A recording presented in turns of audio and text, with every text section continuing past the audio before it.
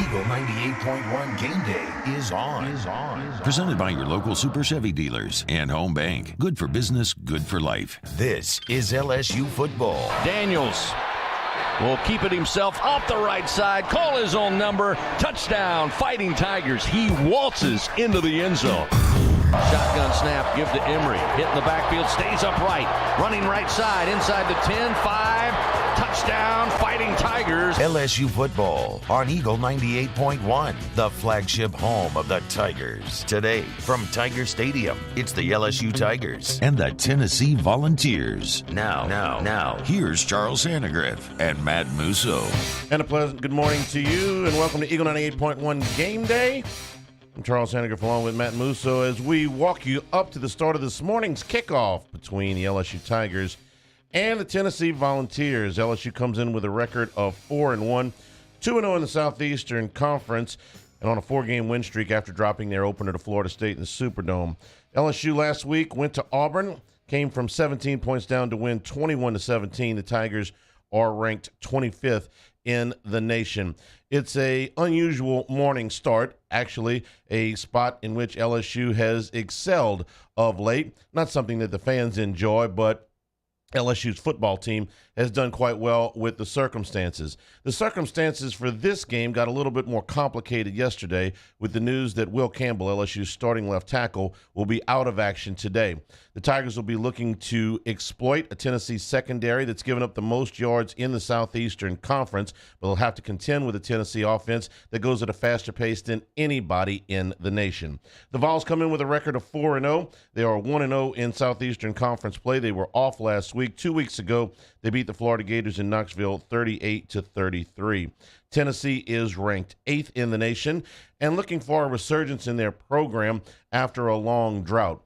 It's been since 2007 that Tennessee played for a Southeastern Conference championship, but over the next 5 weeks, they'll play the last 3 national champions. LSU today, Alabama next week, and Georgia on the tail end of this 5-week stretch. The Vols are quarterbacked by Hendon Hooker, one of the top quarterbacks in the nation. Musso, this is sort of a watershed game for both of these teams. Tennessee's looking to prove that they belong, that they are once again among the nation's elite. It's been a long drought in Knoxville. For LSU, they're looking to build on a couple of conference wins, one at home and one on the road, both of which they were forced to come from behind. And that's going to be the goal today, is to not have to come from behind, right? And you mentioned it there right off the top.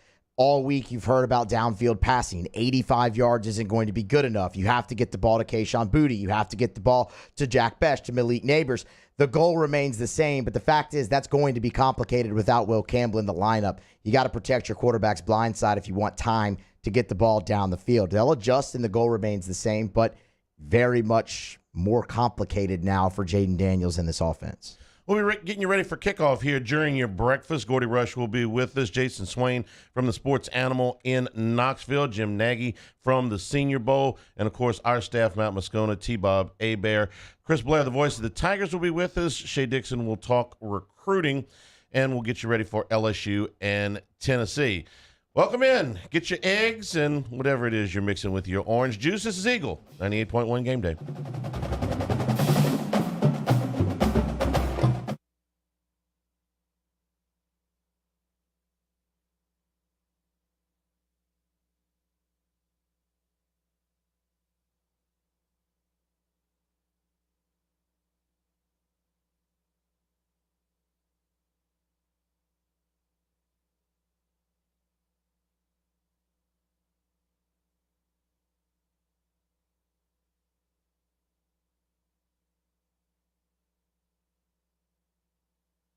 Contacting your workers' comp carrier shouldn't be a painful process. I'm sorry, I didn't catch that.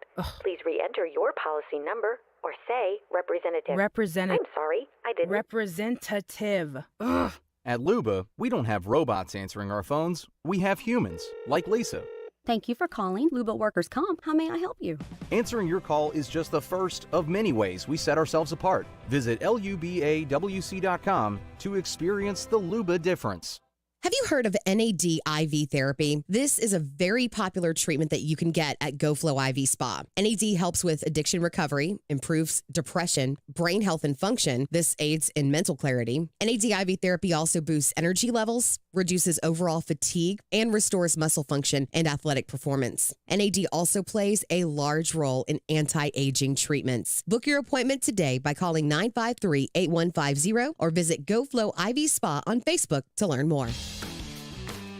Why call two men in a truck? If you're like most people, you're moving and you work hard. You've got lots of stuff and no time to move it. You need pros, trained, professional moving experts to do the heavy lifting for you.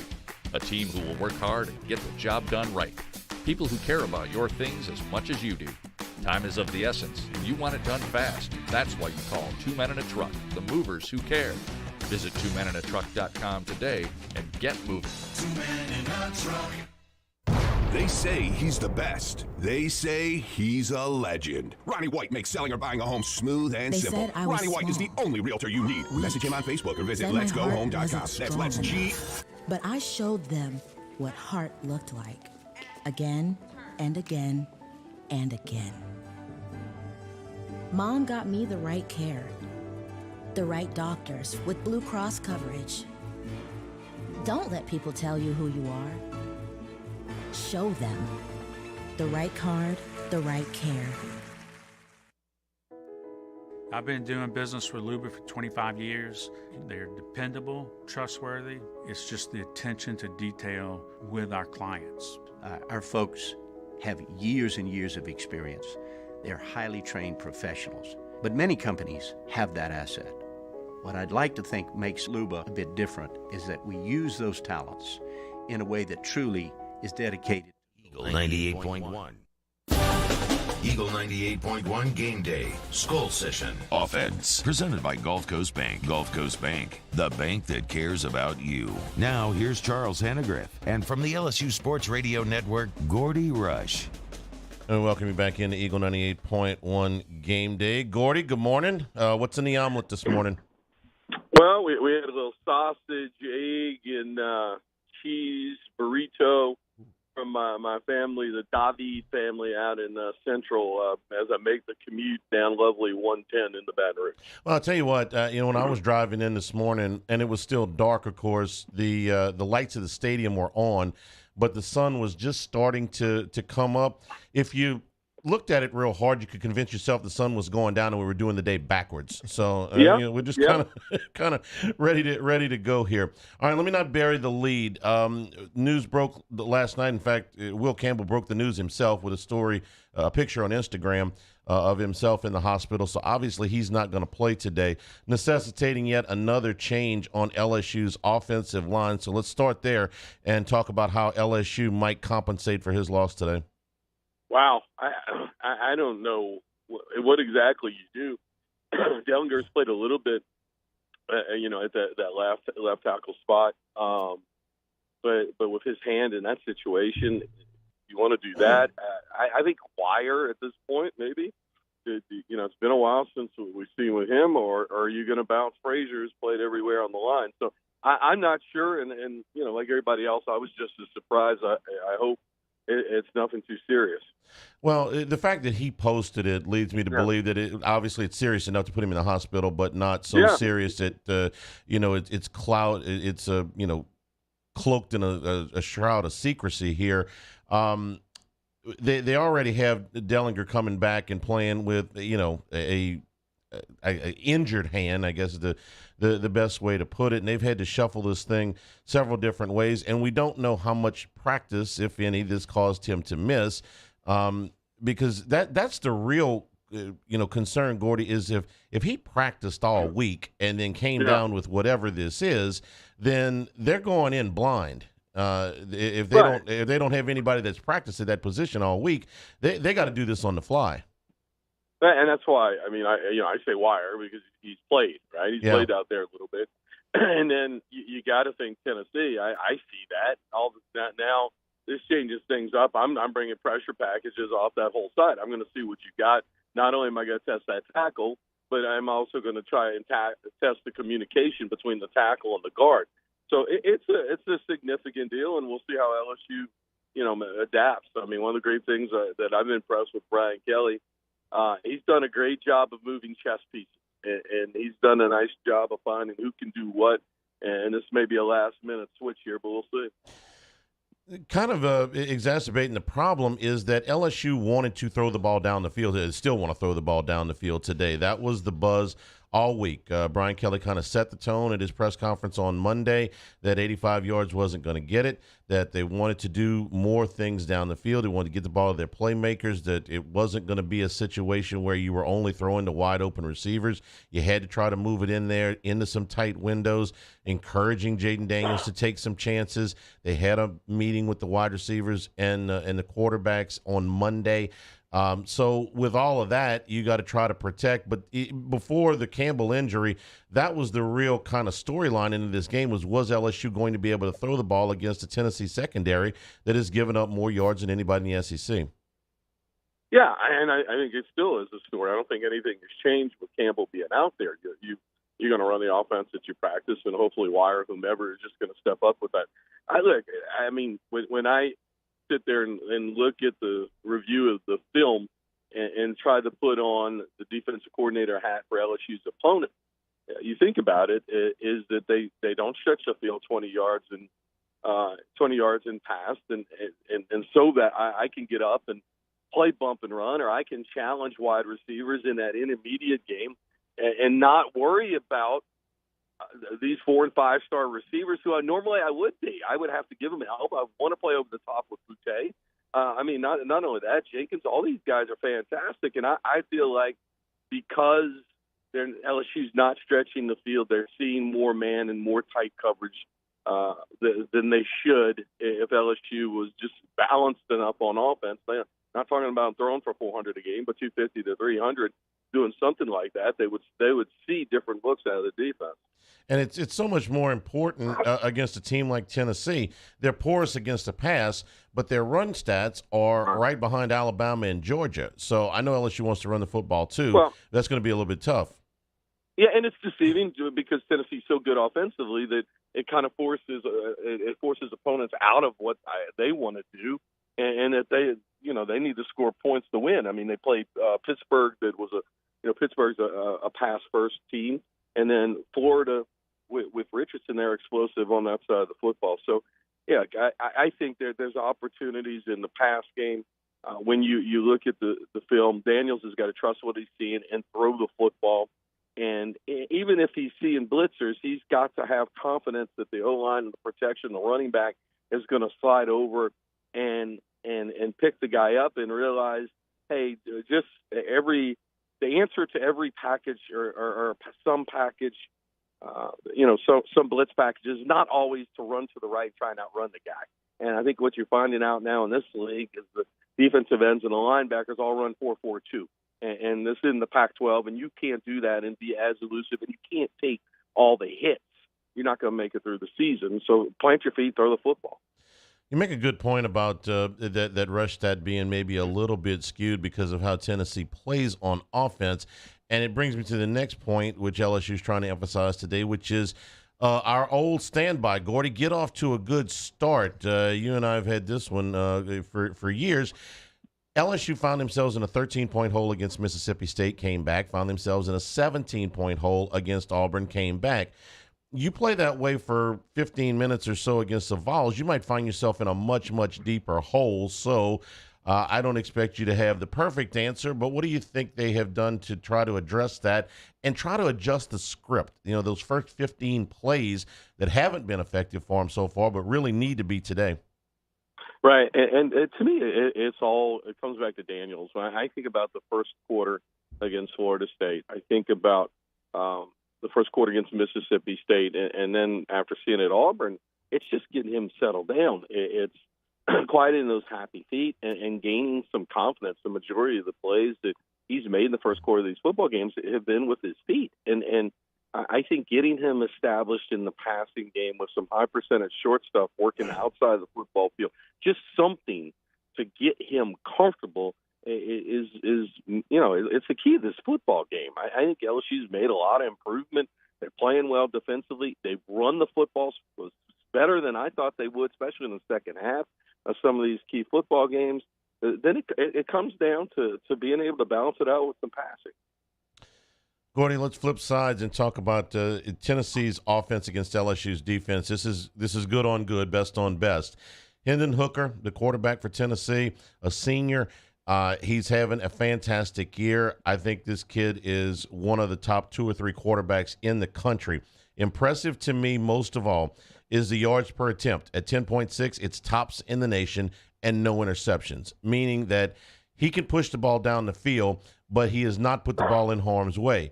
And he can run when he has to. He had 112 yards against Florida, but he doesn't run when he doesn't need to. He doesn't force the issue. In short, you're looking at a mature quarterback that's playing at the top of his game.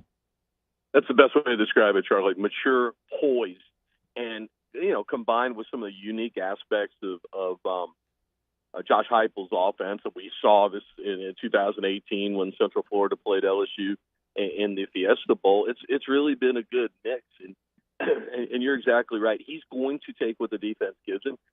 When you see him run these RPOs, he knows pre-snap where it's going. He's taking the ball out of the running back's belly, and he's throwing throwing the slant in an absolute rhythm. And so it's quite the contrast to watch the Daniels film of a new, not a veteran quarterback in a new system that's trying to get comfortable and find his way, versus a veteran quarterback who's been in this system for a little bit and feels really, really comfortable. They're fantastic on offense. They got 2 running backs and small one, right? They complement each other well. Both of them great athletes. Nice wide receiving core. They are explosive on offense. 17 points and going to win this football game tonight. Gordy, each time that Brian Kelly's been asked about Tennessee's offense this week, it's always revolved around tempo. And he's always said you have to win your one-on-one matchups. Well, a lot of those are going to take place on the edge. No Cedric Tillman for Tennessee, obviously, but you still have Brew McCoy. You still have Jalen Hyatt. How does LSU's secondary match up with these Tennessee receivers? Well, I think it's going to be that's going to be one of the key matchups on that side of the football. And I think, I go back to, and I'll continue to say this, guys, as the season went on. I think Mississippi State's going to be an 8 or 9 win football team, and I think that win is more impressive, or will look more impressive at the end of the season, perhaps, than what it does right now. And they did a nice job of mixing it up, playing some man and zone against those guys. I think what you will see today out of Tennessee that you didn't see against Mississippi State are a little bit more vertical shots, and so I'm interested to see how they hold up in those situations. Did fairly well against Florida State, and it's hard to compare that game because you come so far and you got a different personnel set. I'm really interested to see who settles in at that second safety position with Brooks.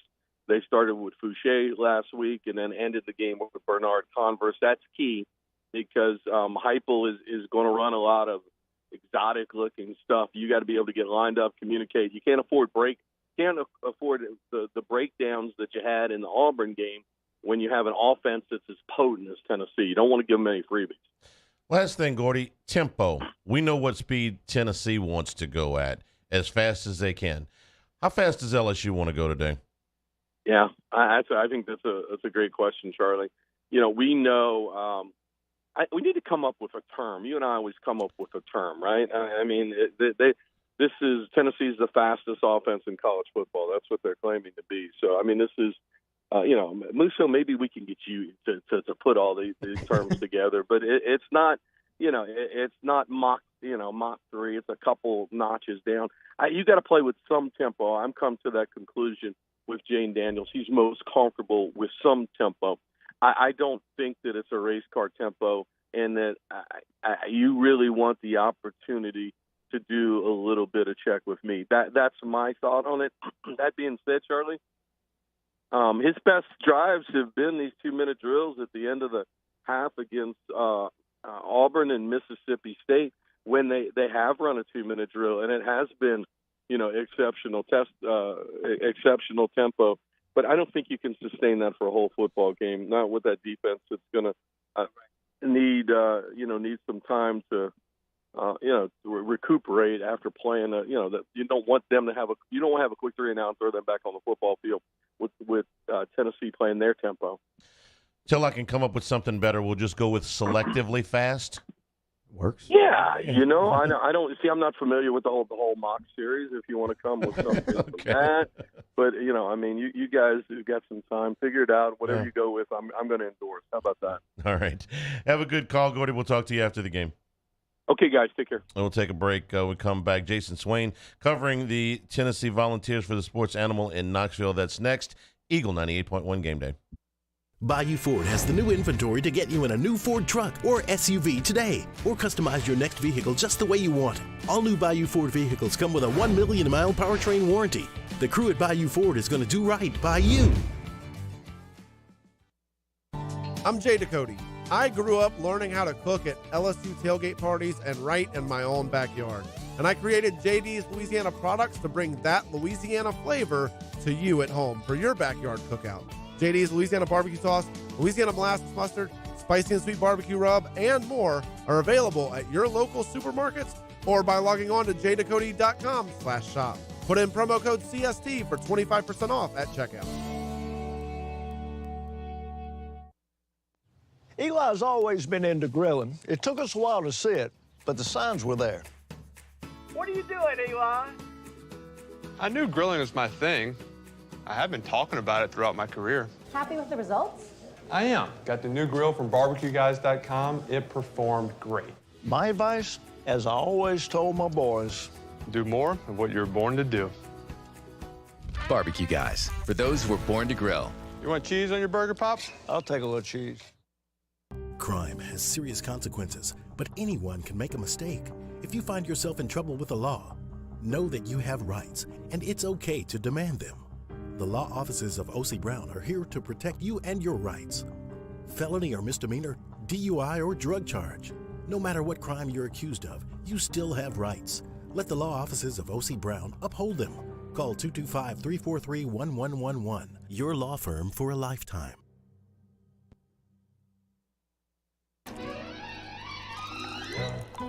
Le posso offrire un caffè? Andiamo insieme da me, non c'è. Call Mr. Electric today for electrical repairs, upgrades, and installations. I've been doing business with Luba for 25 years. They're dependable, trustworthy. It's just the attention to detail with our clients. Our folks have years and years of experience. They're highly trained professionals. But many companies have that asset. What I'd like to think makes Luba a bit different is that we use those talents in a way that truly is dedicated to serving the needs of the folks who depend on us. Gulf Coast Office Products is a nationally recognized Savin office equipment dealer based right here in Louisiana. Over 100 employees strong, Gulf Coast has the boots on the ground to support all vertical markets, from education, engineering, legal, and finance. With the latest in office technology, from desktop to production segment units, Gulf Coast and Savin have the perfect fit for you. Call 225-756-2644. That's 756-2644. Eagle 98.1. Eagle 98.1 Game Day. Opposing Media. Presented by Rev. Fiber fast internet made in Louisiana. All right, Jason Swain, one of our favorites. He joins us now on the show to preview the Vols. Old VFL, a guy who had a really up-close view of Jamarcus flying through the air in 2006 toward the pylon. Where were you when Early Doucette had the game-winning catch, Swain? Listen, man. I come on 3 seconds to the interview, and you already starting this.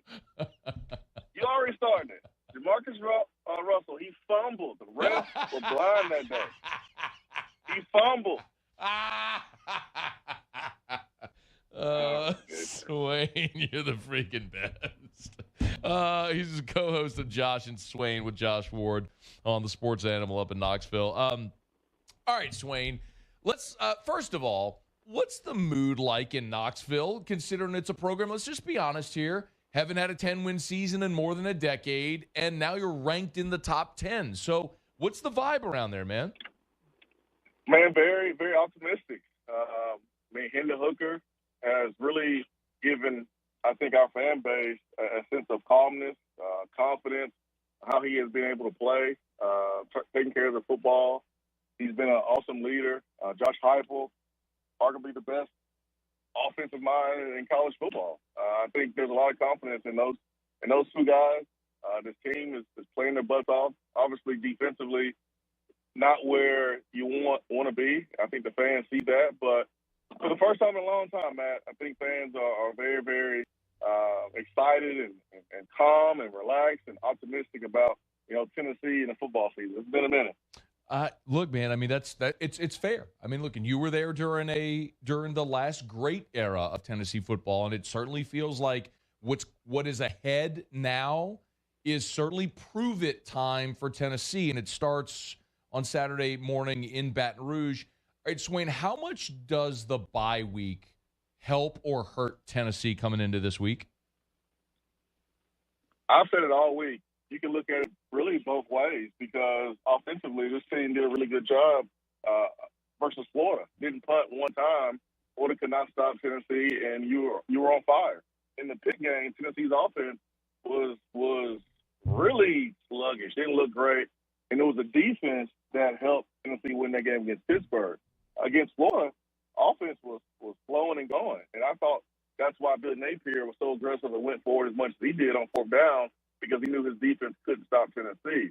So you can look at that and say, well, let's keep playing. Why put cold water on a fire? And I feel like Tennessee's offense was on fire. That's one way to look at it. The other way to look at it is Tillman banged up from the Akron game. Hendon Hooker landed on his shoulder, took a hard shot against Florida, played. There were some guys beat up in that game, so you are able to rest. That's the other way to look at it. And so we'll see which way is going to, I think, play out for Tennessee. Will Tennessee come out and be a little cold offensively like they were against Pittsburgh, or will they pick up where they left off against Florida and be even more rested? All right, you played. Let me ask you, would you rather the week off, or would you rather, and look, you're an offensive guy, you're a receiver. Would you rather kept rolling? It depends on how I feel. I mean, health-wise. If I'm healthy and I'm feeling good, I want to play. If I'm a guy that, got hurt, I did my senior year. I had a high ankle sprain against Georgia, had a bye week, and then played Alabama. So I love that bye week. But it just really depends on the health of the team and the health of your star players. If I'm assuming, Swain, you tell me if I'm wrong. I'm assuming Cedric Tillman's not going to play on Saturday. If he doesn't, how much does that impact the offense? We saw against Florida, it didn't really impact the offense that much because Brew McCoy stepped up. He had a 100-yard game. Ramel Keaton had his best game of his career.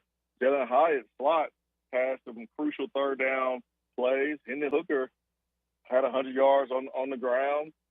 Tight ends made a couple plays. Like Hyatt did a great job of drawing plays up and getting guys open. Jacob Warren catches a splash play on the sideline on the wheel route, tight end, and it just seems like without Tillman, it was all good offensively, and that was something that I think fans were worried about going into the Florida game. But that game alone just, I think, made people feel a whole lot better about life without Tillman. Now, LSU's defense, I think, is better than Florida. You're playing on the road in a hostile environment, so there's different conditions and different challenges. He's on Twitter at Swain Event. Y'all give him a follow. Former Tennessee wide receiver Jason Swain, a co-host to Josh and Swain on the Sports Animal there in Knoxville. So you mentioned the offense being sluggish against Pitt. And I watched that game, but you still look down and you go, they put up 400 yards and 34 points. So if there is a recipe or a blueprint to slow the Tennessee offense, when that happens, what will the defense have to do to slow Tennessee offensively? I think winning on first down is, paramount because the tempo really gets going after they pick up a successful first down play where it's 5 or more yards, you get up to the line of scrimmage, and then boom, you can run or pass, 2nd and 5. The moment that Tennessee gets their first down in a drive, it's off to the races. So if you can force Tennessee to have an unsuccessful play on first down, and now it's 2nd and 10, or now it's 3rd and long, underdog and you can get pressure, that's probably it, Matt, because I've seen the tempo wear down defenses time and time again where, yeah, defensive front maybe from a talent standpoint is better than Tennessee's offensive line, but when the ball goes to the right on one play, and then goes to the left one play, then we come up the middle, and all these plays are ran within 20 seconds of each other. So get the third fastest offense in the country, and they haven't really went as fast as they could be going right now. So it's just really, really hard to defend. But I think winning on first down is the best bet. All right. So Tennessee's defense stinks. All right, let's be honest. If you're an LSU fan, this is one of those things where you're looking, all right, LSU's pass offense hadn't been good. Tennessee's defense is like literally one of the worst in the country. So something has to give here. Which do you think it is on Saturday?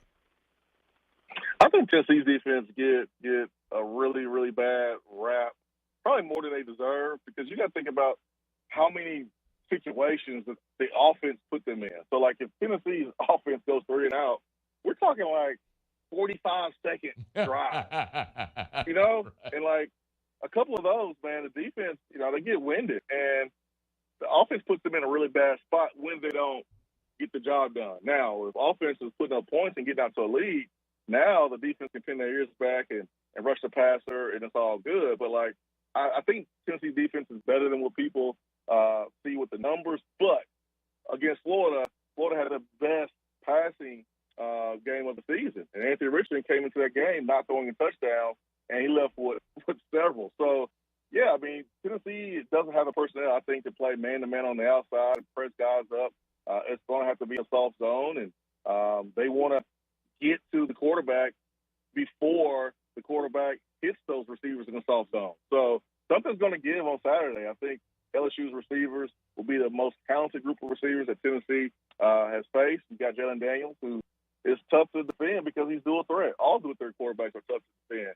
Can he trust his receivers? Can he trust what he sees and throw it in windows? I mean, that's going to be the question. But if he's able to do that, I think it's going to give Tennessee some issues on defense. All right, LSU special teams have been objectively very bad this year. Vegas has this as a field goal game. So it could come down to something like special teams. Okay, how is Tennessee on special teams? Well, I mean, LSU had to drop punts early in the season. Well, Tennessee had a drop punt early in the season, too, against Pittsburgh. And Pittsburgh was able to block a punt, which is why that game was so close. It never should have been.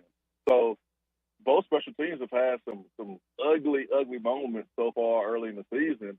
And that, if I'm LSU, I'm looking at that as an opportunity to win this game. I mean, Florida recovered an onside kick, and it was easy. It was like throwing it up in practice. No one was touched, no resistance. So Tennessee special teams, which was awesome last year, has taken a step back early this season. Now, the bye week did occur, so I'm pretty sure Mike Eckler and the crew worked really, really hard to fix those holes in the special teams game. But I think it's a toss-up between Tennessee and LSU, honestly, in that phase. All right, Swain, before you go, do you think Tennessee comes into Baton Rouge and leaves with a win? I think so. Tennessee is a team that practices in the morning. They're usually going early, and I think it's going to benefit Tennessee in a huge way. Josh Heupel's a beaner, and he doesn't allow these guys to be shaken and rattled. I think his playing experience as a quarterback at Oklahoma has really rubbed off on these guys. They won't be rattled, I don't think, by the crowd noise at all. I think Tennessee is a better football team here, and I think they'll win. He is on Twitter at Swain Event, co-host of Josh and Swain on the Sports Animal weekdays in Knoxville. You're the best, Swain. We appreciate you, man. Appreciate you, man. There it is, the extra mile, on the border of expected and extraordinary for those willing to go further, like vans customized for work or play, with safety and tech to keep you connected. Supported by a 5-star sales, service, and finance team. And backed by the 1-star you know. So go the extra mile. It's never crowded because so few have what it takes to go there. Mercedes-Benz Vans.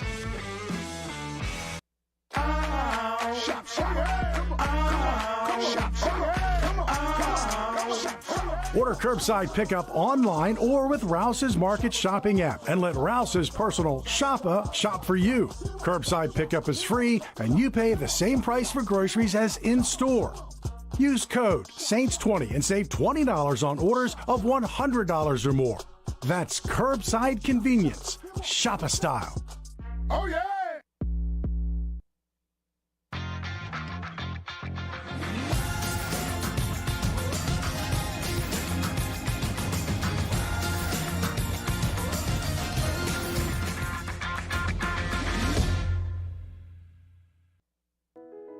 I've been doing business with Luba for 25 years. They're dependable, trustworthy. It's just the attention to detail with our clients. Our folks have years and years of experience. They're highly trained professionals, but many companies have that asset. What I'd like to think makes Luba a bit different is that we use those talents in a way that truly is dedicated to serving the needs of the folks who depend on us. ITI's got all these programs. Once I started and learned everything about the school, it was worth it. The challenges that ITI presented me with, it allowed me to build myself up. All because of ITI, I actually was able to get a job within 3 months before graduation in my field. Get the hands-on training you need for the job you've always wanted. With so many companies hiring right now, it's the perfect time to come to ITI Technical College. Enroll today for a better life. This summer, meet Acura's heroes of performance.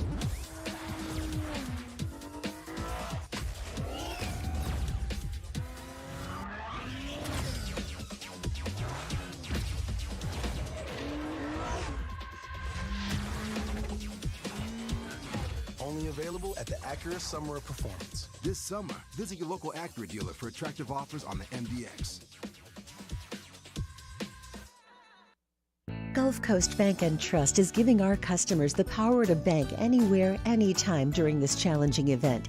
And we're right there with you. Our mobile banking app is a smart way to manage your money and time. 98.1. Eagle 98.1 Game Day Scouting Report. Presented by Demco. Demco, powering lives, brightening the future. And welcome back into Eagle 98.1 Game Day. We continue to count you down to a morning matchup between the LSU Tigers and the Tennessee Volunteers. Let's take a closer look at the 8th-ranked Vols. For that, we welcome in the Executive Director of the Reese's Senior Bowl. That's Jim Nagy. Jim, we appreciate the time for another week. Good morning. How are you? No, I'm good, Matt. I'm good. Absolutely. So, look, obviously, big one today in Tiger Stadium. A little earlier than pretty much every LSU fan would have preferred, but seems like the atmosphere is going to be awesome out there. Should be with the number 8th ranked team coming in. So let's take a look at that team. And when you start with Tennessee, you start on offense and you start at quarterback. Hendon Hooker, you saw it a little bit last year, especially you saw the promise. This year, the numbers have been off the charts through 4 games, 71% completion, no interceptions. It's fair to say, Jim, that he's been better than advertised early here in 2022. Yeah, he's been really good, Matt. There's no doubt about it. And it is a big game today. I know it's not the night game Tigers fans wanted, but it's going to be a hostile environment. It really, my first exposure to Hendon was in a hostile environment up in Tuscaloosa last fall. I went up to see him play there, and he handled it really well. So I think he'll be okay. I know LSU is a really difficult place to play. I think he'll be okay that wise. But I'll say this about Hendon. He was at Virginia Tech, 3 years ago, and to see the jump from Va-Tech to what he did last year at Tennessee under Josh Heupel, made a nice jump, and then he's continued that on. He looks even more comfortable this year. I think the thing that you hear people talk about with Hendon Hooker is that he takes such good care of the football, and he does, and he's a dual threat guy. He definitely can hurt you with his legs, but where we've seen real progress this year is just his feel in the pocket. So. Like with any quarterback, you want to heat those guys up and get to them, but he's done a better job of this year of kind of navigating the pocket, staying in there, not always relying on his legs. Made a couple big-time plays that way in the Florida game. That was a big game earlier in the year, and just feeling the pressure, making a subtle slide, and delivering a throw. So, and he's hitting a lot of plays downfield as well. So That offense is tough to defend. Josh Heupel does a great job with that offense, but Hendon makes it go, and he's really having a nice second year there in Knoxville. So he makes it go, obviously. And look, you ran through a bunch of different things that he does well, whether it's the deep ball, the improvement you've seen from him in the pocket, the dual threat aspect. So what is maybe his greatest strength so far that you've seen? If LSU wants to take away one thing, what should that be from Hendon Hooker? Well, I would probably say the deep ball, just because against an offense like this, you want to make them work for it. And right now this year, they haven't had to work for a lot of their points. They have taken they've been successful taking a lot of deep shots. So I would try to keep everything in front, and keep those corners over the top and make Hendon continue to make good decisions. And that's what he's done. Like I said, it's hard to turn the ball over against that team, and that's why they've been successful. They've won that turnover thing for the last couple of years, week in and week out. And that's why Josh Heupel, the acceleration of that program has been so great, because they just play smart football. So if any crowd can get Hendon off his game a little bit, it probably is that road crowd in Tiger Stadium. But I think that he's just a hard guy to rattle. But I would take away the deep ball first and just make him kind of dink and dunk you down the field. And, Jim, it helps when you're throwing to guys like number 4, Cedric Tillman. So let's talk about Cedric Tillman for a little bit. He's hard to miss if you've ever watched Tennessee. So my question, I guess, to you is, why is he so hard to miss? Yeah, he's a really good player, and what Tennessee's done without him this year, is impressive. He's missed a little time. They've had guys like Ramel Keaton, another senior, kind of step up and make some plays. I think a lot of people saw that highlight reel play against Florida. Ramel had kind of like a full extension layout on a big play at the end of the first half. But no, Cedric's our top-rated senior receiver. I think he's got a chance to be a first-round pick. Last year, Treylon Burks from Arkansas, another SEC guy, went in the first round. I think Cedric Tillman's a similar version, but a faster and better version. And Burks went in the first round. So if you just play that game, Cedric's got a chance to go really high in this draft. And he's big and strong and he's fast. And he can get open. He can run routes. He can make plays down the field, and he can run away from you. So he's really an all-around receiver.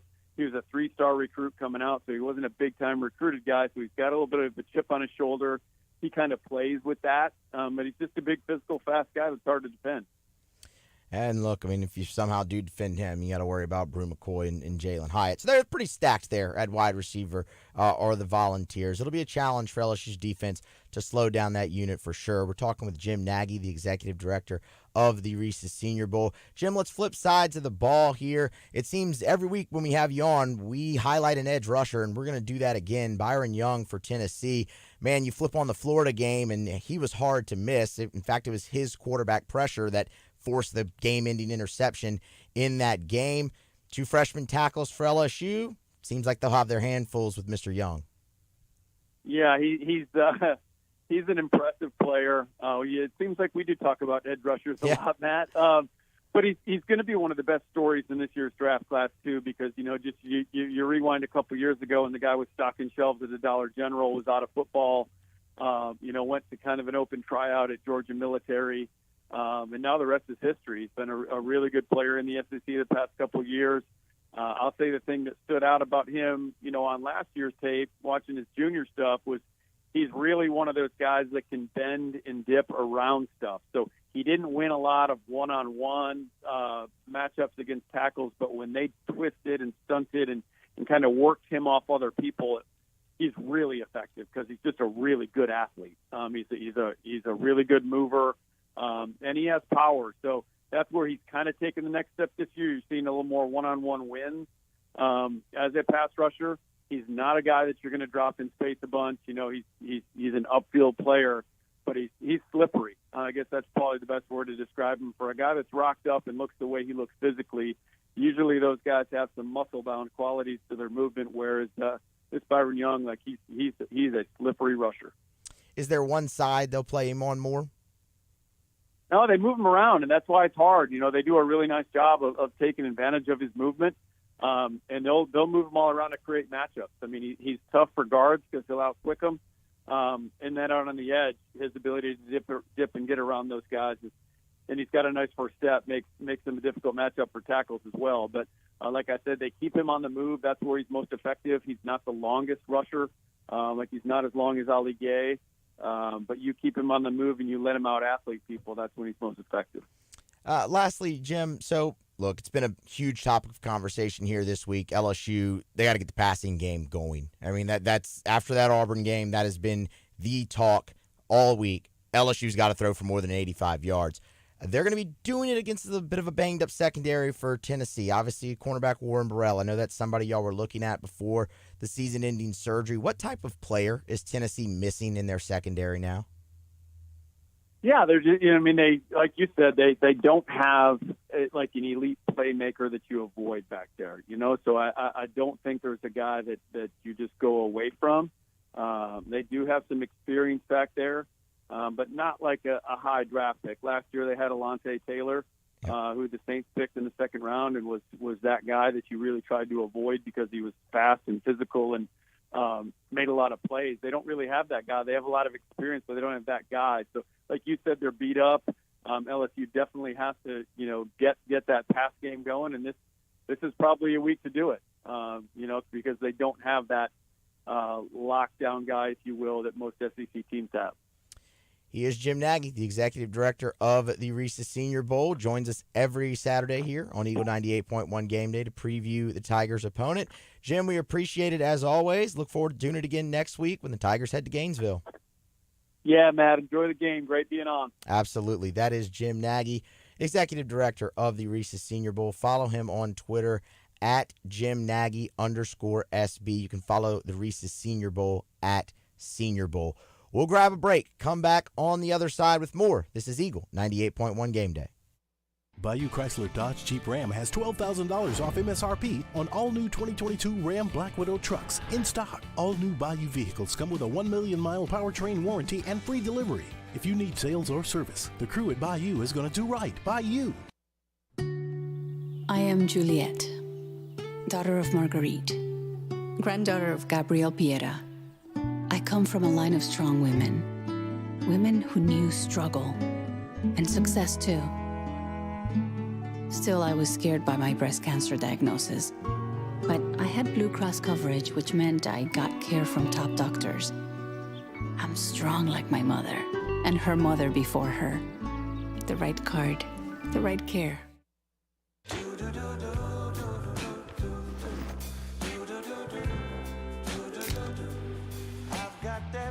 Sky, I've got that sunshine. Want more customers? Running Boards Marketing can help you get their attention.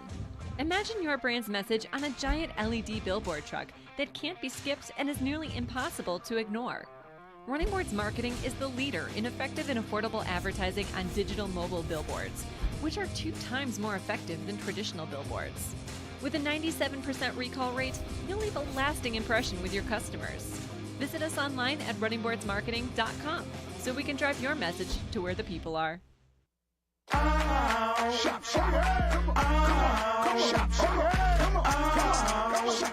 Order curbside pickup online or with Rouse's Market Shopping app and let Rouse's personal shopper shop for you. Curbside pickup is free and you pay the same price for groceries as in-store. Use code SAINTS20 and save $20 on orders of $100 or more. That's curbside convenience. Shoppa style. Oh, yeah! At All-Star Toyota, you get it all. If you're in the market for an all-new Toyota vehicle, come see our friendly and knowledgeable sales team at All-Star Toyota. Located in Baton Rouge at the corner of Airline and Goodwood, we've been serving our community since 2005 by offering a large selection of new Toyota cars, trucks, and SUVs. Get behind the wheel of your dream car and take a test drive at All-Star Toyota today.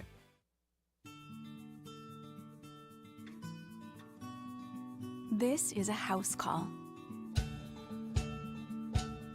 This is a follow-up appointment. This is a diabetes checkup. This isn't just more convenient care, it's more advanced care. This is innovating healthcare at Louisiana's #1 hospital, Ochsner. 98.1. Eagle 98.1 Game Day. After further review on Game Day, presented by the Grove Recovery Center. The Grove Recovery Center. Recovery designed for you. After further review is heard weekday afternoons from 3 to 6 on 104.5 ESPN Baton Rouge. Now from AFR, here's Matt Moscona. And we bring in our friend Matt Moscona from AFR. Scone, good morning. How are you? Hey, guys. Good morning. I'm good. Morning, Scone. Yeah. See what I did there? Coming up in about 15 minutes. Yeah, okay. All right. Let's. We've been trying to fill in the blanks a little bit as best we can with the Will Campbell thing. Obviously, we know he was in the hospital. He posted the thing on the picture on Instagram, and he is not playing in the game today. So the parts we're trying to fill in, you give us your best read. First of all, who's going to replace him and what it's going to mean for LSU's offensive line, and how much practice do they have with this? In other words, how far did Campbell get into the week before he knew he wasn't going to be able to play? I mean, Handy, look, I feel like we all cover this team pretty closely, and if Will Campbell had gone down at some point during the week with an injury, we'd have known. That's what I think, too. I mean, as much as Thursday night, Brian Kelly meeting with the media, giving an update on Garrett Dellinger, and Kelly has actually been very forthright and forthcoming with things like this. I think this came as a big surprise. It's speculative on my part, just to clarify, and I don't have any great deal of information. I'll tell you one thing about the photo that he posted that sticks out to me is there are no IV poles. If you had surgery, you're going to have some type of IV medication. Pain medicine or whatever it may be. So, I don't want to speculate, but, man, it certainly came as a surprise to me, as I'm sure it did many. No, go ahead. No, me as well. And I think if he's posting pictures on Instagram, obviously it's serious enough to put him in the hospital, but not so serious that he wouldn't be, forthcoming with the picture. So yes. Let's get to what they might do in his absence. Yeah, Hanny, it feels a lot like in 2020 with Derek Stingley. Yeah. I don't know if you all mentioned that already, but that came as a surprise. It was my next question, and that was rather disastrous. So I was, trying to soften the blow a little bit. But yeah, first thing I thought of. Against a similarly high-powered offense, although that was your best defensive back, this is maybe your best offensive lineman. So the good news, who replaced him? It's got to be Cam Wire. I mean, he's a fifth-year player. Cam has played in. I looked it up. This will be his 30th game and his dozenth career start. So you have an experienced player, which I mean that just has to be the most obvious answer. That you keep the rest of the line as is. You plug and play with Cam Wire at left tackle. But the problem with that is there's a reason the true freshman was playing over the fifth-year guy because he's better than the fifth-year guy. And there's a reason Wire's bounced from left to right and tackle to guard because he's never really found a home. But he's a versatile enough player that he can be a swing. And the fact that he's played in 30 games, you at least have an experienced option to run out there. At this point, I'd be surprised if they did anything other than put Cam Wire at left tackle. The buzz all week, let off from Monday, is that LSU, come hell or high water, is going to throw the ball down the field. Now, how much success they have with that, we will all, be anxiously awaiting here at 11 o'clock. What do you think the LSU pass game looks like today? I think they're going to throw the ball downfield. The only times this year where we've heard Brian Kelly be very forward about things regarding the game plan and things they want to do, they've done. The most obvious example to me was after the Florida State game. He was very, very adamant that they had to get Kayshon Boutte involved. And what did they do against Southern the next week? First play of the game, they ran the 5-yard out. They ran a jet sweep. They ran the shovel pass. He had probably more targets and touches in that game than the rest of the season combined. So I think it is going to be a very intentional thing where they are trying to push the ball to the receivers and get the ball downfield. So, the thing is, while LSU hasn't been explosive in the passing game, I don't know if you guys agree, but Auburn still feels like the outlier. I mean, the 85, the passing game got going against Florida State. They were obviously good against Mississippi State. last week was a bit of an outlier, and you did have 6 drops, and I get it that it wasn't fair. I get it. We all watched it. It was brutal. But there's ability there, and I think last week we may look back and say, yeah, look, everybody plays their worst game, and that was probably LSU's worst offensive game of the year that we're going to see them play, and they still managed to pull out a win. The outlier, sure. Here's where I come up optimistic for today, and this is going to Anthony Richardson, the Florida quarterback. You take the other 3 games that he played, and I'm throwing out the Eastern Washington game, but against South Florida, Kentucky, and Utah, he threw for 112, 143, and 168. Against Tennessee, threw for 453. Well, Jaden Daniels' other 3 games, and I'm going to throw out the Southern game and really kind of the New Mexico game too. Florida State, Mississippi State, 209 and 210, and then 80 yards against Auburn, the game that he left. So he had more yards in those 2 games than Richardson had in his 3 outlier games. You can get well throwing the football against Tennessee, or at least Florida did. Now, can Jaden Daniels duplicate what Anthony Richardson did? Probably not, but if he can get up in the high 2s, it's going to be a big, big boost to this team.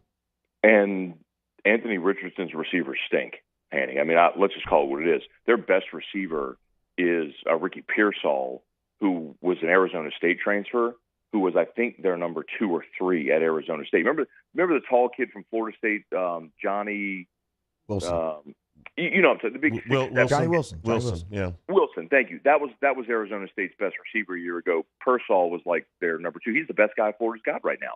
I mean, LSU's receivers against Tennessee's defensive backs are a major advantage LSU, and I'm sure y'all talked about it, but Burrell, the senior defensive back from Tennessee, he suffered a season-ending injury. So, I mean, their secondary was already not good. Now they're down a veteran starter as well this week.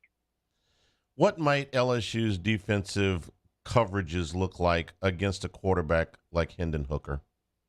See, it's a great question, and that's, for me, the biggest unknown in this game.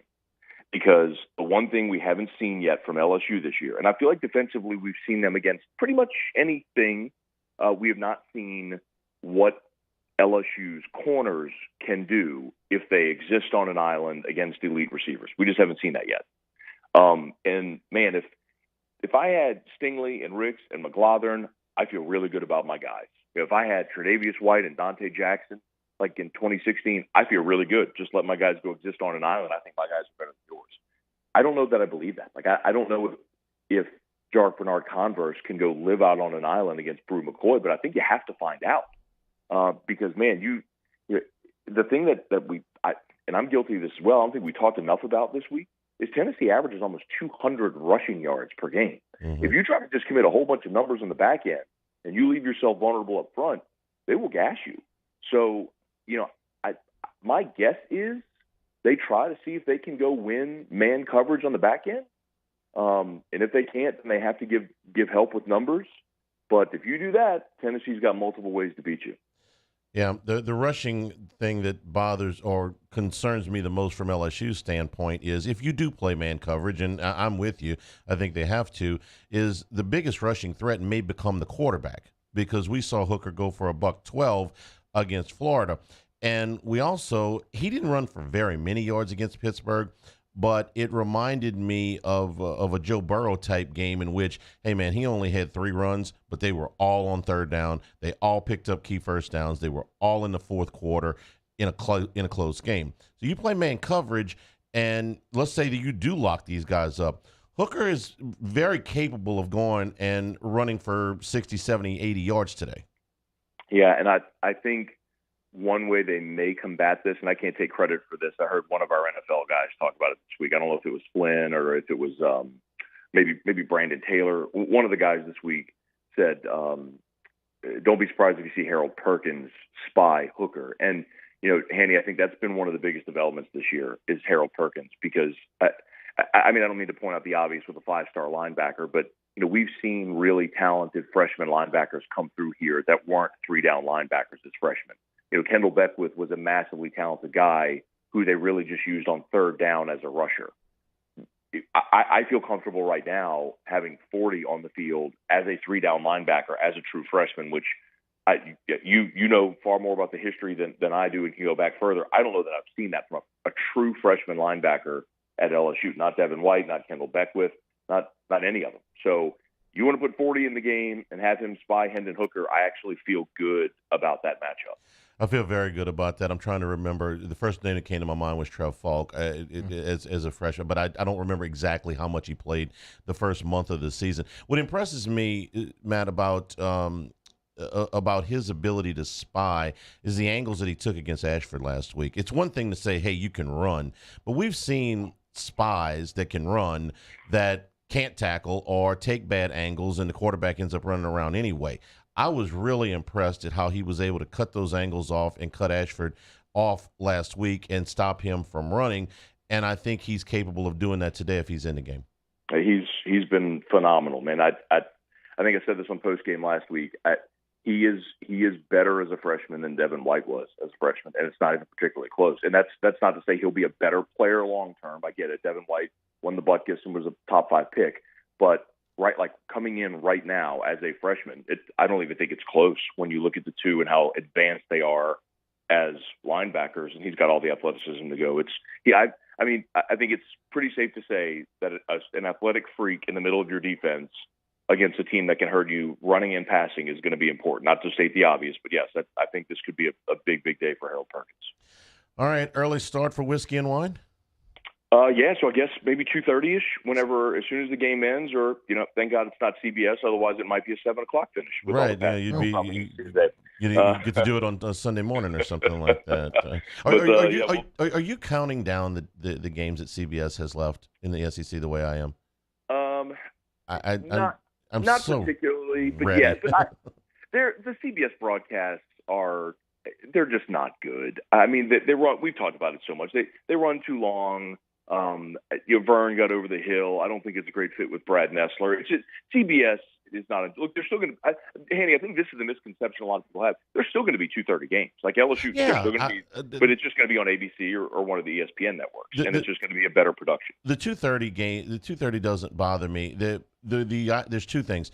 Number one, the best games will be in prime time instead of in the afternoon. That's true. But the second thing is watching Alabama and Arkansas, and the fourth quarter is starting. It's almost 6 o'clock. I mean, it's 5:45. It's like you guys are starting the fourth quarter. The Big Ten game that started at 2:30 is over, and you start anyway. We've been through all that. Let's go and have a good day, good broadcast, and we'll talk to you next week. Okay, guys, we'll see you. Presented by LouisianaCharterFishing.com. The catch and cook fishing experience is happening until the end of the regular season. And at the end of this regular season, one grand prize winner will be randomly selected and notified. They'll enjoy lodging and a charter fishing trip for themselves and a friend, along with special guest Chef Jay Ducote. The crew will enjoy a full day of fun on the water, get to go catching with one of Louisiana's best captains. And after fishing, the grand prize winner and their guests will head back to the camp with Chef Jay Ducote for an unforgettable cookout and dinner for all. It's a once-in-a-lifetime opportunity for anybody who loves fishing, food, and fun, and entering to win is easy. For a chance to win, all you have to do is gocatch.com and complete the registration form. That's GEAUX catch.com. There'll also be 5 runners-up that will get LouisianaCharterFishing.com prize packs, all valued at $100. That's gocatch.com. This is Eagle 98.1 Game Day. Spencer Callahan is the one to see. Call 387-2323. LA 21-12681, offices in Baton Rouge. Eagle 98.1, WDGL and HC1 Baton Rouge. Follow us on Twitter at 1045ESPN to cast your vote in the Citizens Bank and Trust Poll of the Day. Vote daily inside Off the Bench, anytime, Hunt and Hill. And after further review, Citizens Bank and Trust brings you the Poll of the Day via Twitter at 1045ESPN. There it is, the extra mile, on the border of expected and extraordinary, for those willing to go further, like vans customized for work or play, with safety and tech to keep you connected, supported by a 5-star sales, service, and finance team, and backed by the 1-star you know. So go the extra mile. It's never crowded, because so few have what it takes to go there. Mercedes-Benz Vans.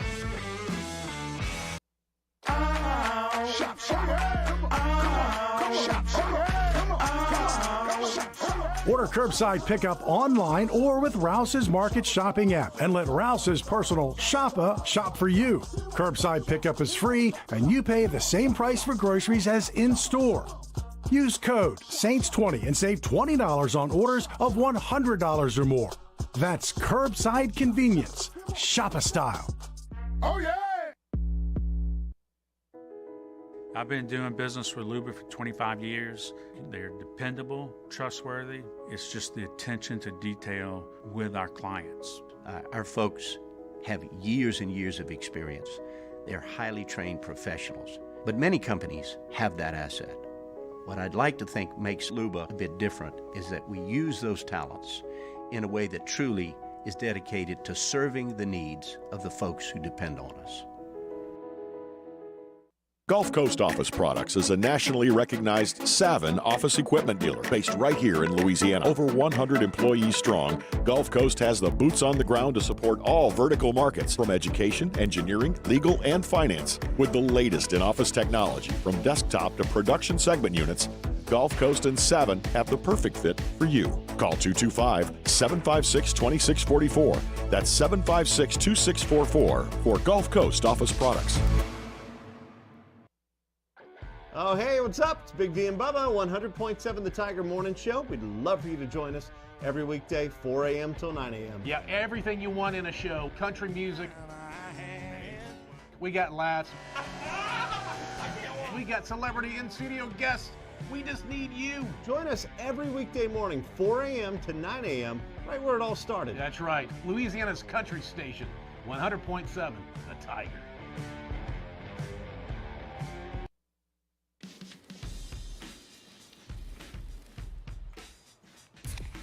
Light beer shouldn't taste like water. Miller Lite has more taste and only 96. 98.1.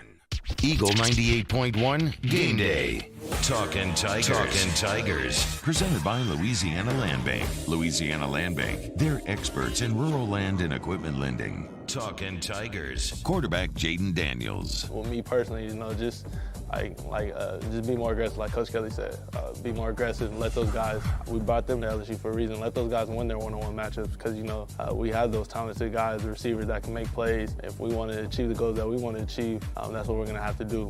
Win our one-on-one matchups. Go out there and take shots and beat. If we really want to beat teams, that's what we're going to have to do is go out there, trust what I see, and just be decisive. Wide receiver Malik Neighbors. Being more disciplined, off the line of scrimmage, just being technique-wise, getting our technique better as a receiver group, we've been sloppy, and I say that for myself also, just working on getting the technique-wise better this week. Linebacker Micah Baskerville. This is going to be a team where they're going to make us play the whole field, and you got to be running sideline to sideline and do your job, so I feel like this is a game that I could help my team play at its best. Quarterback Jaden Daniels. I pride myself in trying to limit the turnovers. Don't give teams extra possessions. They just go out there and sometimes just trusting those guys, giving them the 50-50 balls. I know they can make those plays, being decisive, and just knowing where to go with the football. If you know where you go with the football pre-snap and you confirm it post-snap, then you'll be in a good chance of go out there and just getting completions and start moving the ball. Wide receiver Malik Neighbors. A little frustrated at myself, coming off the field, not able to get a spark for the offense.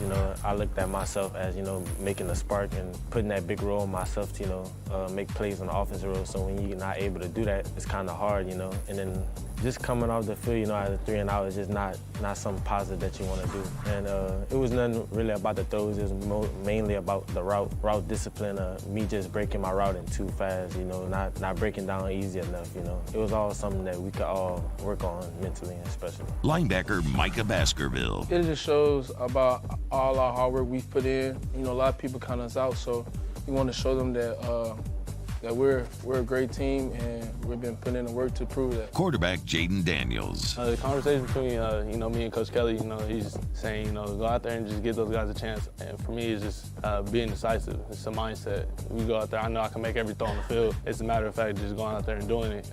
That's what he's been harping. Being aggressive. Just go out there and give those guys chances. Make the one-on-one plays. put the ball in an area where they could catch it, and it's a good chance that they're going to catch the ball. Wide receiver Malik Neighbors. It means a lot, Tennessee is just, they have came out of nowhere, made a good team last year, just able to, just compete, We in the SEC, it's the SEC week, so just able to compete week in and week out, it's going to be great. Linebacker Micah Baskerville. I'll be disciplined for sure. Someone's going to have the hard down, and it's just about making the play. So, I believe in our guys and our athletes, and I feel like we're going to be able to make that play when it's called upon us. Quarterback Jaden Daniels. They're a top ranked team in the country for a reason. As good as our defense is, I feel like they've been doing a phenomenal job of keeping us in football games when we had our struggles. But, Tennessee is ranked top 10 for a reason, so we're going to have to score more than 21 points if we want to beat Tennessee. Wide receiver Malik Neighbors. I feel like we play better in the morning, You're just not all drowsy from the long hours of waiting. I feel like when we're going to wake up, we're going to just be so energized to go at it. Linebacker Micah Baskerville. Once he sees something up there, he comes down, he let us know, okay, we got to fix this. Other than that, we got to lock in, play LSU defense, and let's go. He's a very good coach when it comes to adjustments. When there's something that needs to be tweaked that's giving us a little problem, he's quick to fix it. Talking Tigers. Eagle 98.1 Game Day. ITI's got all these programs. Once I started and learned everything about the school, it was worth it. The challenges that ITI presented me with, it allowed me to build myself up. All because of ITI, I actually was able to get a job within 3 months before graduation in my field. Get the hands-on training you need for the job you've always wanted. With so many companies hiring right now, it's the perfect time to come to ITI Technical College. Enroll today for a better life. When I was a boy, I spent my days climbing trees, catching fish. Barefoot in the river I walked, listening to crickets, counting stars. This was home.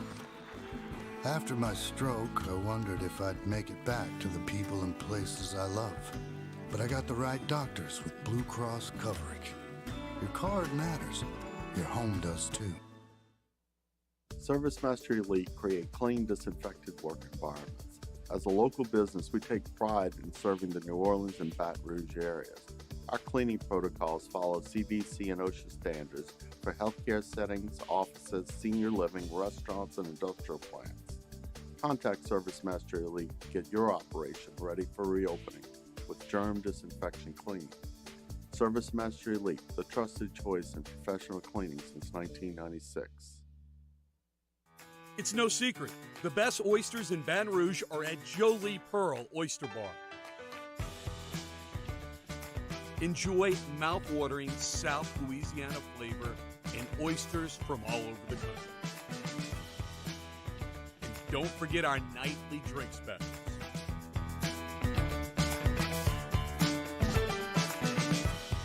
Jolie Pearl Oyster Bar, located in downtown Baton Rouge. I'm Jay Ducote. I grew up learning how to cook at LSU tailgate parties and right in my own backyard.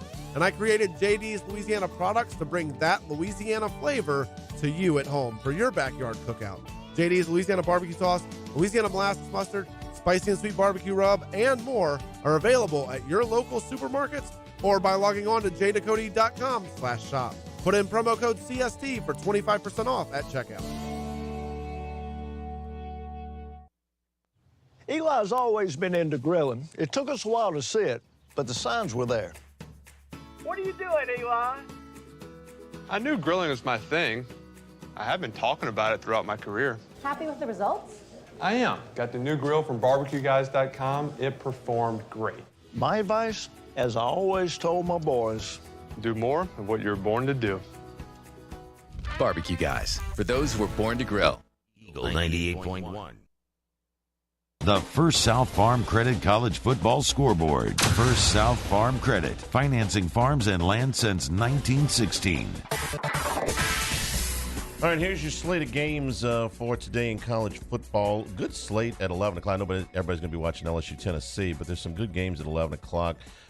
Starting with the one in Lawrence, Kansas, where game day is number 17 TCU and number 19 Kansas. Game day's first ever trip to Lawrence. two undefeated teams going at 11 o'clock. Also at 11 o'clock, number 4 Michigan is at Indiana. Arkansas at number 23 Mississippi State. No KJ Jefferson today. We are still everybody being pretty tight-lipped about their quarterbacks. There's a few like this: Arkansas, Kentucky, Oklahoma. So we're the line is 9. That which leads me to believe no KJ Jefferson. Yeah. Missouri is at Florida. Texas and Oklahoma from the Cotton Bowl in Dallas. Quinn Ewers, we think, is going to play. Dylan Gabriel, we think, is not for Oklahoma. Purdue is at Maryland, Louisville at Virginia, Eastern Michigan at Western Michigan, Buffalo's at Bowling Green. 1 o'clock kickoff for Akron and Ohio, Georgia Southern and Georgia State. 1:30 kickoff for South Florida at number 24 Cincinnati. 2:30 kickoff for Auburn at number 2 Georgia. Bulldogs have won 14 of the last 17 in the series, and they are a 4-touchdown favorite today. Texas Tech at number 7, Oklahoma State, a 2:30 kick. Big game at the Rose Bowl today. Number 11, Utah at number 18, UCLA. The Bruins are undefeated, but Utah has owned this series since Chip Kelly has been there. They have won the last 3 games by wide margins. I think it's 21, 30, and 40 points, something like that. So if UCLA wants to earn some national respect today, cool. They've got an opportunity. It was a very nice win against Washington last week. And you're back at home, second week against a ranked team as the underdog. They win this one. You got to really keep an eye on Utah in that Pac-12 race. It'll be played in front of tens of fans at the Rose Bowl. Liberty's at UMass, Wisconsin at Northwestern. First game for Jim Leonard. He is the interim coach there.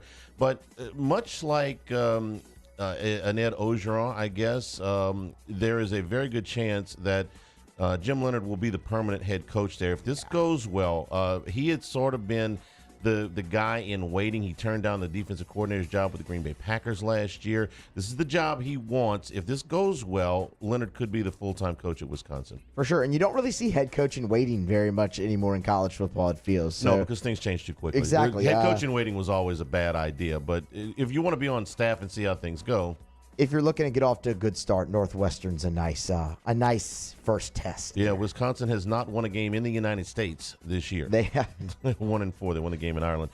Virginia Tech is at Pittsburgh. East Carolina at Tulane. Wave 4-1 and 1-0 in conference play. Tulsa is at Navy. Ball State at Central Michigan. Toledo at Northern Illinois. Kent State at Miami of Ohio. Middle Tennessee at UAB. 3 o'clock kickoff for number 3 Ohio State at Michigan State. Been a rough go for the Spartans. They are 0-2 to open Big Ten play, and Ohio State, of course, is rolling at 5-0. Number 9 Ole Miss is at Vanderbilt. A little bit of a sandwich spot here for Ole Miss. They are a 17-point favorite over Vandy. Number 21 Washington with a tricky little trip down to Arizona State in Tempe. Since Herm Edwards left, it's shown a little bit of signs of life. At least they're not giving the game plan to the opposition anymore. That's true. that's fair. Yes, they're not doing that. They gave USC a bit of a scare last week. 3 o'clock kickoff for Duke and Georgia Tech. Georgia Tech, another interim coach, went to Pitt last week. Got a big upset victory. Huge. They return home today. 3 o'clock kickoff for North Carolina at Miami. First game in ACC play for the Hurricanes, who have going kind of back and forth with their star quarterback, Tyler Van Dyke. 5 o'clock kickoff for Western Kentucky and Texas San Antonio. 6 o'clock kick for Air Force at Utah State. Wyoming at New Mexico. James Madison at Arkansas State. App State at Texas State. Southern Miss at Troy. UConn at Florida International. UTEP at Louisiana Tech. 6:30 kick for number 5 Clemson at Boston College. 6:30 kickoff also from the Mausoleum, Washington State at number 6 USC. 6:30 kickoff in Lexington. South Carolina's at number 13 Kentucky. Will Levis's status is also in question for this game. Run the ball if you're Kentucky, though. I mean, we saw South Carolina just fail miserably against Arkansas. Chris Rodriguez for Kentucky, just give the guy the rock. 6:30 kickoff for Army at number 15 Wake Forest. Also a 6:30 kick for number 16 BYU and Notre Dame. Where would a highly religious Mormon school and a highly religious Catholic school play? Las Vegas, of course. Naturally. 6:30 kickoff for number 20 Kansas State at Iowa State. Iowa at Illinois. They're playing night games in the Big Ten. Okay. 7 o'clock kickoff for the annihilation that will be Texas A&M at number 1 Alabama. Bryce Young's status is we continue our theme here with our quarterback's going to play. Bryce Young's status is still in doubt, but Alabama is still a 24-point favorite. 7 o'clock kickoff also for Florida State at number 14, NC State. Coastal Carolina at UL Monroe. Number 12, Oregon is at Arizona. That's an 8 o'clock kick from Tucson. 8:45 kick for Fresno State and Boise State. 9:30 kick for Hawaii and San Diego State. And the late game is Oregon State at Stanford. That is a 10 o'clock kickoff from Stanford Stadium. And that is your college football scoreboard. Countdown to kickoff, our LeBear's countdown to kickoff. We are somewhere in the area of 2 hours and 40 minutes away from the kickoff. And Running Boards Marketing as well. They can help your business stand out with their giant LED billboards. They drive them around on trucks. You really cannot miss them all around town. Check them out. See how they can help your business. RunningBoardsMarketing.com. And we'll be back. Eagle 98.1 Game Day. At All-Star Toyota, you get it all. If you're in the market for an all-new Toyota vehicle, come see our friendly and knowledgeable sales team at All-Star Toyota. Located in Baton Rouge at the corner of Airline and Goodwood, we've been serving our community since 2005 by offering a large selection of new Toyota cars, trucks, and SUVs. Get behind the wheel of your dream car and take a test drive at All-Star Toyota today. I've been doing business with Luba for 25 years. They're dependable, trustworthy. It's just the attention to detail with our clients. Our folks have years and years of experience. They're highly trained professionals, but many companies have that asset. What I'd like to think makes Luba a bit different is that we use those talents in a way that truly is dedicated to serving the needs of the folks who depend on us.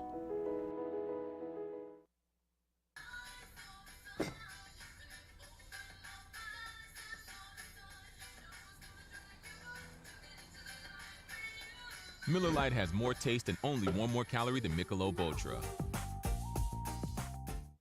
ITI's got all these programs. Once I started and learned everything about the school, it was worth it. The challenges that ITI presented me with, it allowed me to build myself up. All because of ITI, I actually was able to get a job within 3 months before graduation in my field. Get the hands-on training you need for the job you've always wanted. With so many companies hiring right now, it's the perfect time to come to ITI Technical College. Enroll today for a better life. Bayou Ford has the new inventory to get you in a new Ford truck or SUV today, or customize your next vehicle just the way you want it. All new Bayou Ford vehicles come with a 1 million mile powertrain warranty. The crew at Bayou Ford is going to do right by you. Want more customers? Running Boards Marketing can help you get their attention. Imagine your brand's message on a giant LED billboard truck that can't be skipped and is nearly impossible to ignore. Running Boards Marketing is the leader in effective and affordable advertising on digital mobile billboards, which are 2 times more effective than traditional billboards. With a 97% recall rate, you'll leave a lasting impression with your customers. Visit us online at runningboardsmarketing.com so we can drive your message to where the people are.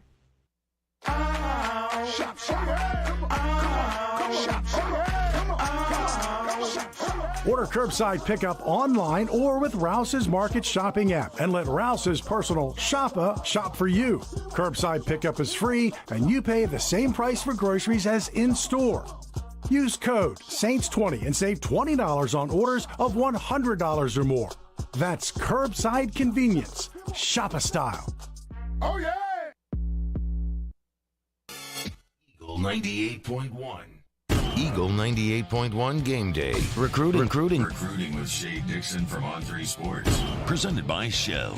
Shell is the rhythm of Louisiana. And we're back here. Eagle 98.1 Game Day. We're in studio. We'll be at Rouse's for post-game today. Jeremy Hill and I, about 90 minutes after the end of LSU and Tennessee. We bring in Shay Dixon now. Shay, good morning. How are you? I'm doing well. How are you, Charlie? Happy game day. Happy game day to you as well. When this game time was announced, there was a collective groan from both the fans and the administration. The fans, because they had to get up early and it just screws up their tailgating. But from the administration, you know, as far as getting the crowd in here. But from the team, from the coaches, the groan was about really screwing up their recruiting day because of the players that finished games late last night that are just not able to get here for 11 o'clock this morning. So how did this all shake out as far as visitor list for today? Well, I guess the good news is that it turned into a pretty solid list. It'll be the best list they've had so far this year. Now, they were set up for exactly what you were saying, a potential afternoon game, maybe a night game. They had been telling kids through the summer and kind of into the season, hey, come to Tennessee, because that was obviously going to be kind of the marquee home game this year that you don't get but once in a blue moon. So, yeah, when it came for 11 a.m., I can tell you a number of people I talked to's groans were very loud because it was, hey, we had kids coming in from all over the country, and I was joking. I can't remember if we were joking about this last week, Charlie, or what, but I can't wake up today and get to campus before 11 a.m. without trouble, let alone someone coming from out of town or outside the state, or kids who fly in, the morning of a game. Like, for instance, there's been already a number of kids who California have woken up, flown in Saturday morning, played Friday night, get there to New Orleans about noon, rent a car, drive over, and you're there for the night game. So that threw a wrench in it for sure, but they pivoted well. The fact that they were able to get this many kids in, mostly kids from in-state, but the out-of-state kids are kids who either had a bye week, their school's on fall break, they played on Thursday, whatever it might be, and they kind of just had to make it work. A little bit of a patchwork visitor list. All right, let's talk about who's on that list and who will be on campus today. Well, the big official visitor, they have one official visitor, so that's the first one they've had this season, and that's Tassili Akana. He's a Hawaii native, but he plays in Utah now, and he's an edge rusher, 4-star guy, highly recruited. He was at Texas for an official visit for the Bama game. Now he's coming here for an official. He's got a few more left, so he's a guy that I guess they do a bit of wining and dining with over the weekend, and I guess you'll have more time for that after a game like this. He'll be able to eat with Coach Kelly and the staff tonight. But then a lot of out-of-state, I'd say of the out-of-state notable kids, Charlie, 2 of them, the receivers, Jalen Brown out of Miami and Kyle Parker out of Texas.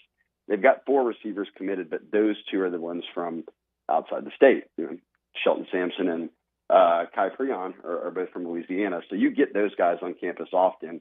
This will be Kyle Parker's first game. He's torn up 6A ball in Texas. This will be Jalen Brown's second time seeing LSU. He was at the Florida State game. So good to have those guys in. A lot of, kind of commitments from all over the country, really. Strangely, a lot of these kids are on buys or on fall break. But Michael Doherty out of Georgia, Mac Markway from up in St. Louis. I'm scrolling down the list to see who jumps out at me. A lot of 24 kids, so kids for next year. Sterling Dixon out of Alabama, some notable kids from LCA here in the state. They've got a Southern Cal commit coming in that's a sophomore in high school, flying in from California because his team was on buys. So it sort of worked out for him. I will say, as I kind of just glanced over some of the bigger names, that this is one of the better recruiting visitor lists of a lot of marquee games this weekend.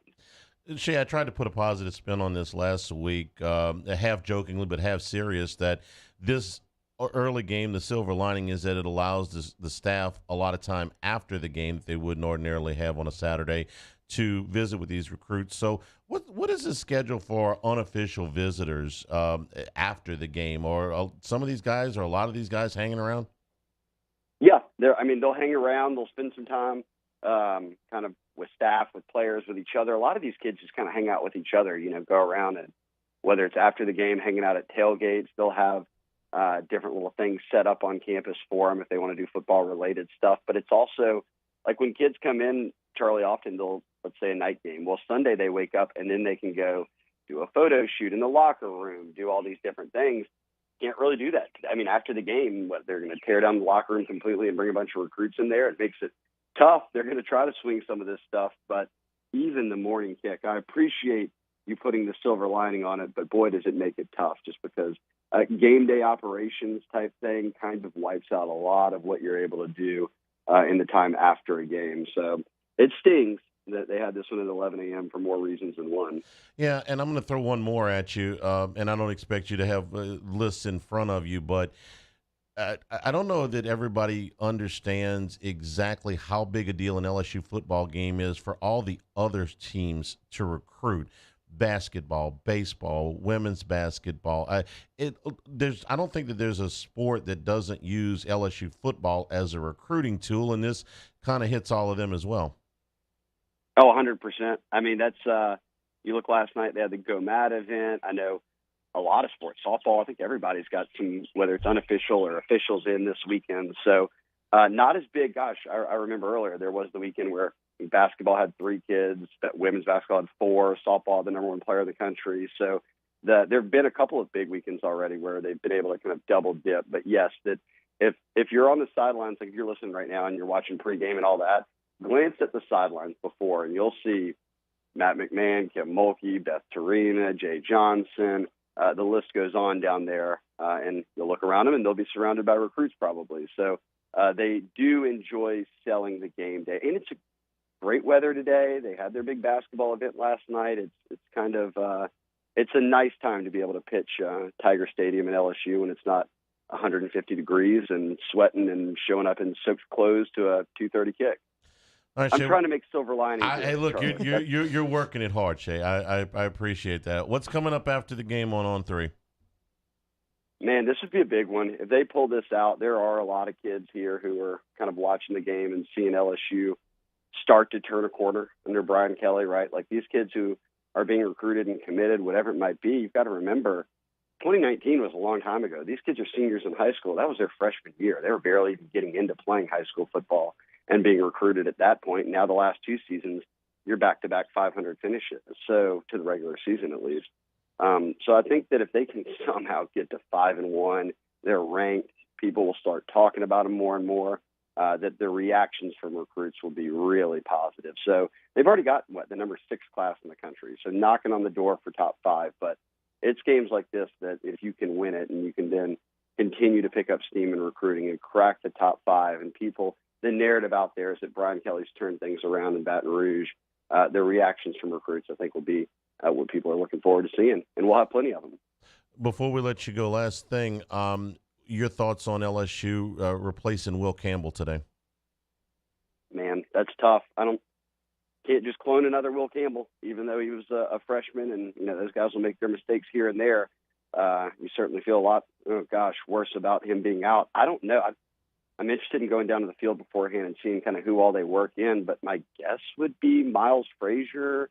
They're going to have to move around some guys again. I just don't know if – I love Cam Wire. I just don't know if you can go back to trusting him after you've already been down that well and decided to go in a different direction. So, man, your guess is as good as mine there. That's one piece to the O-line that's actually stayed the same, right? Like everything else has changed except left tackle, and now here you go against best team you've played so far, and suddenly you don't have your left tackle. I don't know what the answer is going to be there. And in fact, I bet they may have to try out multiple guys in this one.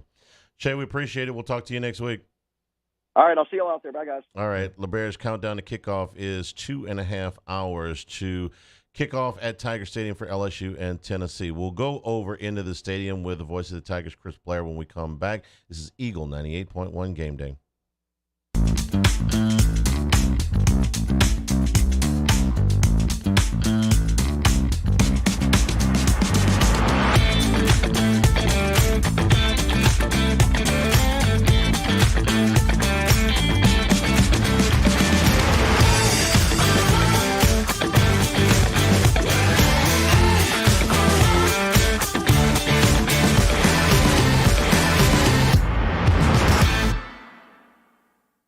Bayou Chrysler Dodge Jeep Ram has $12,000 off MSRP on all new 2022 Ram Black Widow trucks in stock. All new Bayou vehicles come with a 1 million mile powertrain warranty and free delivery.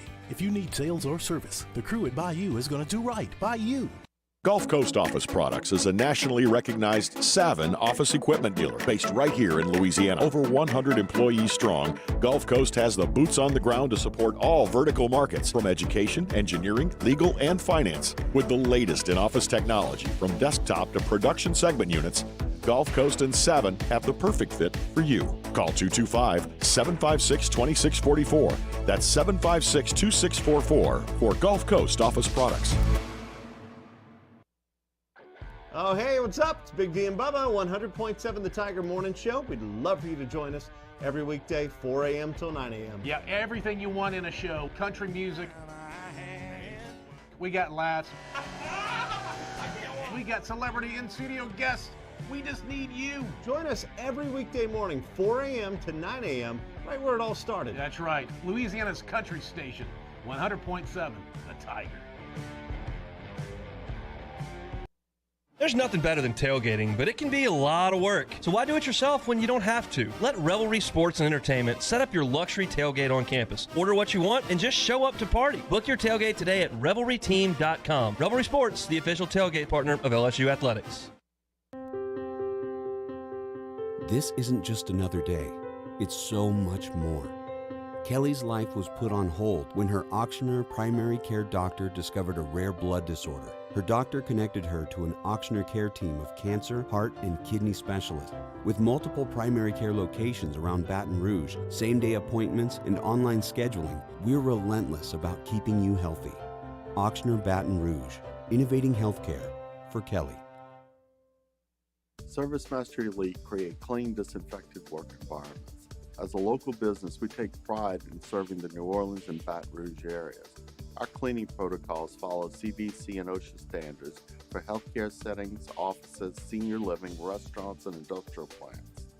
Contact ServiceMaster Elite to get your operation ready for reopening with germ disinfection cleaning. ServiceMaster Elite, the trusted choice. Eagle 98.1.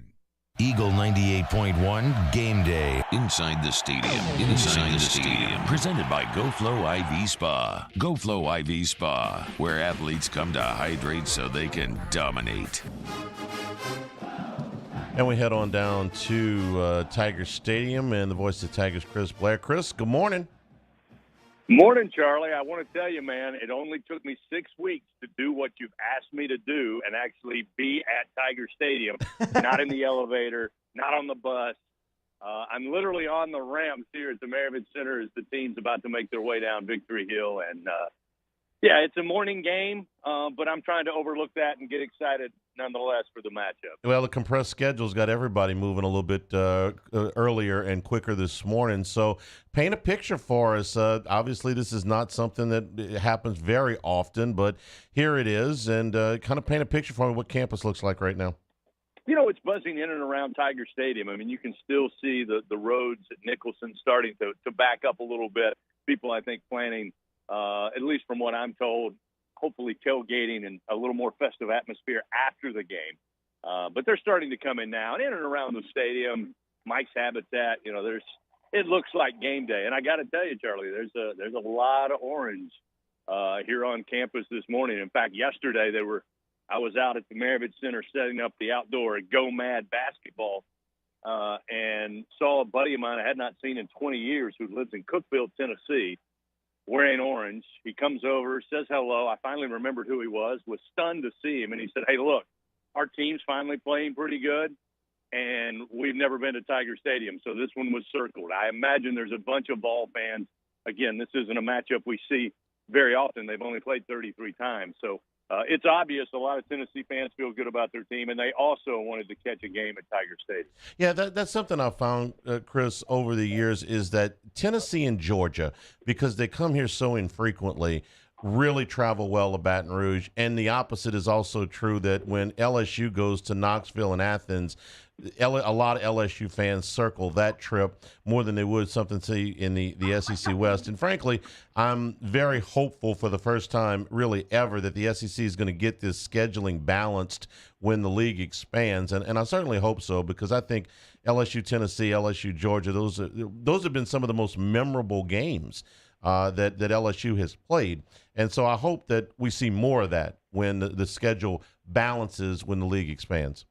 No, I'm with you, Charlie, 100%, based on, as you talk about, some of the great matchups that have been played here at Tiger Stadium, but also to get Athens and Knoxville on the road schedule and maybe drop off a few other towns that I will not name at this moment. Yeah, I got a pretty good idea which ones those are. Let's talk about this game and Coach Kelly's approach to this all week. Really, his kind of theme has been, we have to get better throwing the football, and we have to get better throwing the football down the field. So to that end, your conversations with him, the coaches show and all that, what are you expecting? Yeah, I think that's kind of what he touched on Monday, and then talking with him Thursday. I don't know that Coach Kelly's a very superstitious man. I've asked him. He says no.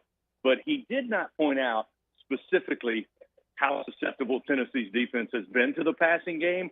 But I know he's aware of it, and that's why he kept saying we've got to find a way to get the passing game going and really have opportunities to make big plays there, able to get points on the board, especially early. So I think that's part of the game plan. And, you know, I joked with him Thursday night about all the accolades for Hendon Hooker, and he finally stopped me and said, we are going to play the game, right, Chris, or is it over? And I get the sense from him, while we know the big chunk passing plays that Hooker and those receivers get, it all comes down to stopping the run. That's what Pittsburgh did against Tennessee in week number 2, is they did not allow them to run the football in the second half. And in the second half, they only gave up 3 points to a pretty explosive Volunteer offense, which obviously eventually won the game in overtime. So to me, I think it's, again, as crazy as this sounds, what I got from Coach Kelly was, we don't want the running backs to have a big day. We don't want Hendon Hooker to be able to scramble and pick up big runs because he's a physical runner, and he will take it if that's the last option. We want him to stand in the pocket and throw. And I know, again, that sounds crazy because he's, you know, one of the top passers in the country.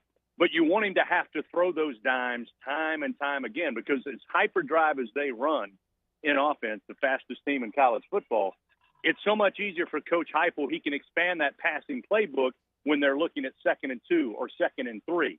If you can keep them off schedule, and again, don't allow Hooker to get those big, you know, improvisational plays, I think that's the best bet for LSU defensively. But there's no question, offensively, LSU has to come out with a much better sense of urgency, and they have to be crisp, and they have to go execute. They've got the fight. They've got the grit. They've got the band of brothers mentality, which I think is great for a first-year coaching staff and a team with so many new faces and names. But now they got to go execute, and I think it starts offensively. You know, it's interesting you said that he was kind of joking with you on the coach's show, because his press conference, his post-practice press conference on Thursday, he seemed like he was making jokes. He was in a very lighthearted mood. It seemed like a very, very confident football coach, you know, kind of doing some of the same things with the media, like, hey, he doesn't have any interceptions. I didn't know that. You know, wow, okay, what a great thing. So he was a really confident guy on Thursday, I thought. Yeah, I agree with you. I mean, I eventually started joking with him as well. We went back and forth on Thursday, and I told him, I said, here, Coach, down here they call them sauces, and the sauces tell me it's been a great week of practice. He didn't go into much detail, but he gave me the Cheshire Cat grin. So I think that was, you know, he's always talked about it, Charlie. It's about what you do Monday through Friday. Saturday's the fun day. I don't think he's felt that way. And I'm not saying they haven't practiced well, but he's constantly talked about how we have a few good habits.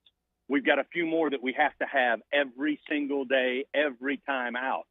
I don't know if that's what they hit this week, but I certainly got the sense that practice and preparation was closer to where he wants it to be at week in and week out. So we'll see if it translates on the field coming up in just a bit. Chris, have a great call, and we'll talk to you next week when the Tigers play Florida. You got it. Appreciate it. We'll hand it over to the LSU Sports Radio Network at the top of the hour. You know, Musso, that's actually one of the things that kind of concerns me a little bit today. Brian Kelly was in a great mood on Thursday. He did not look like a coach that had lost his left tackle, which just kind of adds more to the story that this happened yesterday. With Will Campbell, whatever that landed him in the hospital. I don't think that Kelly would have been in quite that jovial a mood if Campbell had been out. Maybe I'm wrong. Maybe he was just putting on a good face, but that's a really good face. Yeah, that leads me to believe that whatever happened yesterday. It feels like it probably caught everybody by surprise, and it is. I know Matt brought it up. You brought it up. It is very reminiscent of the Derek Stingley situation. Presented by LouisianaCharterFishing.com, the Catch and Cook Fishing Experience is happening from September the 10th all the way through the end of the regular football season. At the end of the season, one grand prize winner will be randomly selected and notified. The grand prize winner will enjoy lodging and a charter fishing trip for themselves and a friend, along with special guest Chef Jay Ducote. The crew will enjoy a full day of fun on the water, get to go catching with one of Louisiana's best captains, and after fishing, the grand prize winner and their guests will head back to the camp with Chef Jay Ducote for an unforgettable cookout and and dinner for all. It's a once-in-a-lifetime opportunity for anyone who loves fishing, food, and fun, and entering to win is easy. All you have to do is visit gocatch.com and complete the contest registration form. That's GEAUX catch.com. Five runners-up will also be selected to win a LouisianaCharterFishing.com prize pack valued at $100. That's gocatch.com. T-Bob Hebert joins us when we come back. This is Eagle 98.1 Game Day. There it is, the extra mile, on the border of expected and extraordinary for those willing to go further, like vans customized for work or play, with safety and tech to keep you connected, supported by a 5-star sales, service, and finance team, and backed by the 1-star you know. So go the extra mile. It's never crowded, because so few have what it takes to go there. Mercedes-Benz Vans. Follow us on Twitter at 1045ESPN to cast your vote in the Citizens Bank and Trust poll of the day. Vote daily inside Off the Bench, anytime. Hunt and Hill. And after further review, Citizens Bank and Trust brings you the poll of the day via Twitter at 1045ESPN. We get it done with strength, commitment, dedication, grit.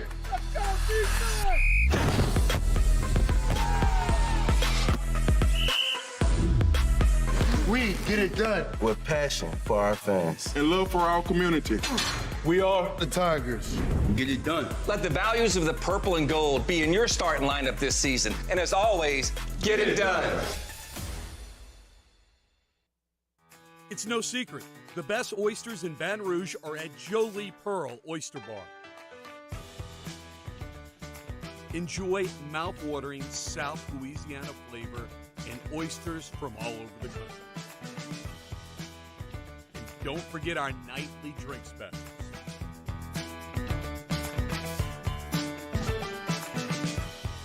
Jolie Pearl Oyster Bar, located in downtown Baton Rouge. I'm Jay Ducote. I grew up learning how to cook at LSU tailgate parties and right in my own backyard.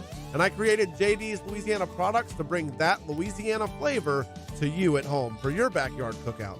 JD's Louisiana barbecue sauce, Louisiana molasses mustard, spicy and sweet barbecue rub, and more are available at your local supermarkets or by logging on to jducote.com/shop. Put in promo code CST for 25% off at checkout.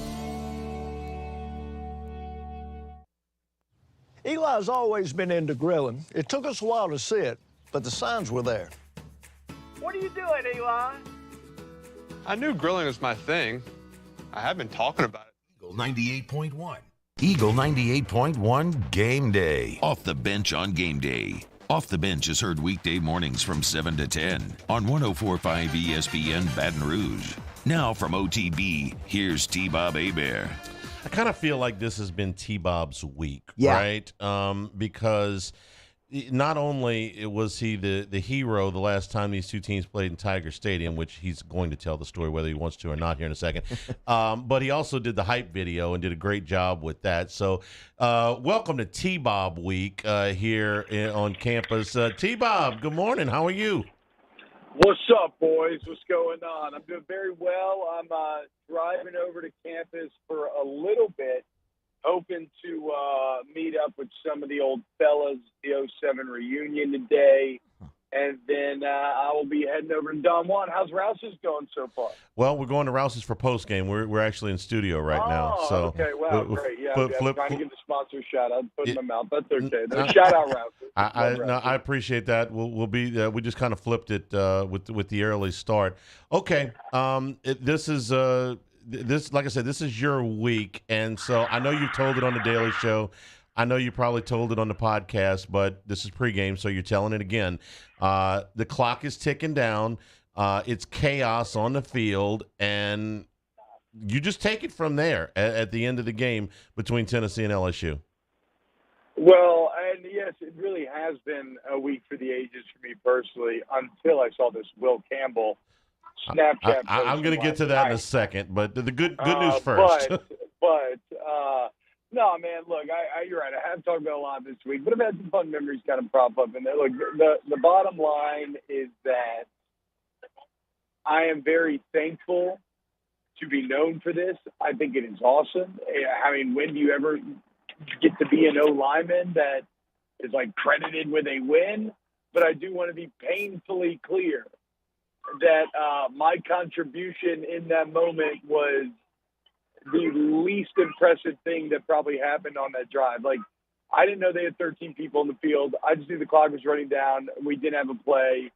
George yelling us to line up. And so I just snapped it because, like, literally the year before, we had not snapped it with Ole Miss with 1 second left. And, well, we know what happened there. I tried to, like, wait on the ref. So it was, you know what? Look, sometimes it's better to be lucky than good. But, like, we should highlight the fact that, like, Ridley got, like, met at the line of scrimmage and forced his way into the end zone. Jay Lee and Terrence Tolliver hooked up to pick up a 4th and 14.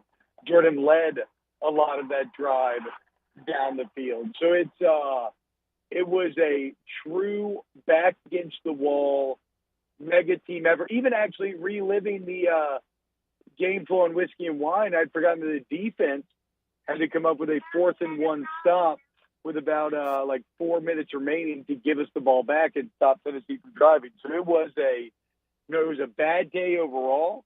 Everybody's very upset, but the boys really came together, and everybody contributed exactly what they needed to pull one out of your ass.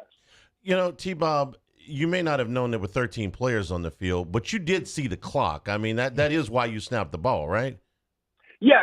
No, that is true. I mean, we didn't have a play, so there would be no other reason to snap the ball. And Jordan wasn't calling for a snap. He was looking at the sideline trying to get a play. Because the root of the evil was calling a running play with 30 seconds left, no timeouts, and not having a follow-up play.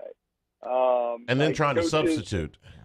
Well, and then that's when it just goes off the rails. But also, what's funny about that, Andy, is that is simultaneously the single biggest mistake that you made and the single greatest decision that you made. Because as my old man puts it, deciding to shift from goal line to 5 wide with a running clock with about 15 seconds left and no actual play called, that is so unorthodox and so inane and so insane that it literally broke Dooley's brain and the Volunteers. And it caused them to be like, they thought it was some stroke of genius, some ace of the sleeve that's been, kind of they had in the back pocket for just the right moments. Like, oh my God, what are they doing? We got to sub, we got to match personnel. And so they try to sub, they screw up, 13 people on the field. It was the ultimate Mad Hatter moment, as an old man says. Like, it broke Tennessee and made them confused and blow it. All right, one more thing on that, and then we'll talk about Campbell in today's game. When you guys realized you were getting another play, I don't think there was anybody in the state of Louisiana that didn't know what play was coming. So trying to run that, you guys come to the line, and Tennessee knows what's coming, and Ridley still got himself into the end zone. Yeah, look, that was one of the coolest things ever. It's like how how like when you're a little kid and you're like shooting hoops or whatever, you always play like the 10, 9, 8, 7. So you do like a countdown game, right? Well, yeah. That was almost like a manufactured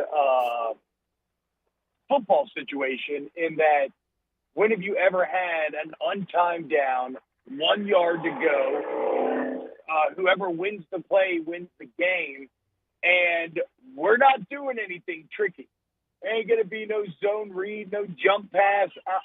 We are lining up and running the ball. It's like old school rugby. I thought it was one of the coolest things ever. And it's funny because I actually I had a pretty good block on the play, right? So I drove my guy 7 yards into the end zone, and then I kind of cheated a little bit because I knew that my guy was deep enough and wasn't able to make a play. And so I immediately turned around to see what the hell happened. And I actually watched. I was turned around facing Ridley as I watched him break through to the end zone. It was one of the greatest feelings ever. We're watching it. You really did. You drove that guy halfway into the end zone, man. You had yourself a day. Okay, we got to hurry. No, and then Hanny, the last thing I'll say about that, the last crazy part about that is that I literally was not playing center that entire game. I think PG had just gone down with an ankle injury in the middle of that drive, like 5 or 6 plays before. Isn't that wild? All right, we got to go quick here because we're running out of time. Yeah. The Will Campbell injury, your thoughts on what they do to replace him today and how badly this hurts? I mean, I guess it's some combination of Frazier, obviously, and then I guess who Gallagher's back at guards. That makes sense. It's just a huge bummer, man. He's probably been your best O-lineman. Maybe not grade-wise outside of Derek Gallagher, but in terms of being a true freshman left tackle, he's been your best guy. The tackle bookends are some of my favorite parts of this team. And you got a Tennessee line that plays about 12 guys, and Hanny, they're all like red shirt. You got to go to the third grouping of guys before you get to a red shirt sophomore. They are all upperclassmen. So it was already going to be tough for LSU. This makes it orders of magnitude tougher. You have fun with the hype video? You did a good job. Who gave him a Thank you, sledgehammer? Hanny. I love that. That was all Turnquist, Worsham, Gio, the director. Shout out LSU Creative, man. They were awesome. I was very worried about coming out cringe, but you know what? Editing's a hell of a thing. Like George Lucas used to say, we can fix it in post, and they made it work, dude. All right, T-Bob. Enjoy the day. Whiskey and wine after the game. Thanks a lot. All right, boys. Have a great day. Go Tigers. Let's beat Tennessee. All right. We'll take a break, come back, and wrap things up. Eagle 98.1 Game Day. At All-Star Toyota, you get it all. If you're in the market for an all-new Toyota vehicle, come see our friendly and knowledgeable sales team at All-Star Toyota. Located in Baton Rouge at the corner of Airline and Goodwood, we've been serving our community since 2005 by offering a large selection of new Toyota cars, trucks, and SUVs. Get behind the wheel of your dream car and take a test drive at All-Star Toyota today. ITI's got all these programs. Once I started and learned everything about the school, it was worth it. The challenges that ITI presented me with, it allowed me to build myself up. All because of ITI, I actually was able to get a job within 3 months before graduation in my field. Get the hands-on training you need for the job you've always wanted. With so many companies hiring right now, it's the perfect time to come to ITI Technical College. Enroll today for a better life. Want more customers? Running Boards Marketing can help you get their attention. Imagine your brand's message on a giant LED billboard truck that can't be skipped and is nearly impossible to ignore. Running Boards Marketing is the leader in effective and affordable advertising on digital mobile billboards, which are 2 times more effective than traditional billboards. With a 97% recall rate, you'll leave a lasting impression with your customers. Visit us online at runningboardsmarketing.com so we can drive your message to where the people are. This summer, meet Acura's heroes of performance.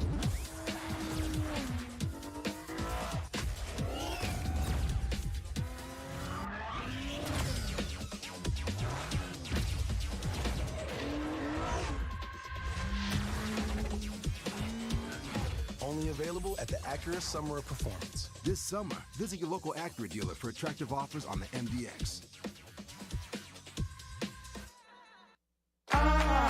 Shop,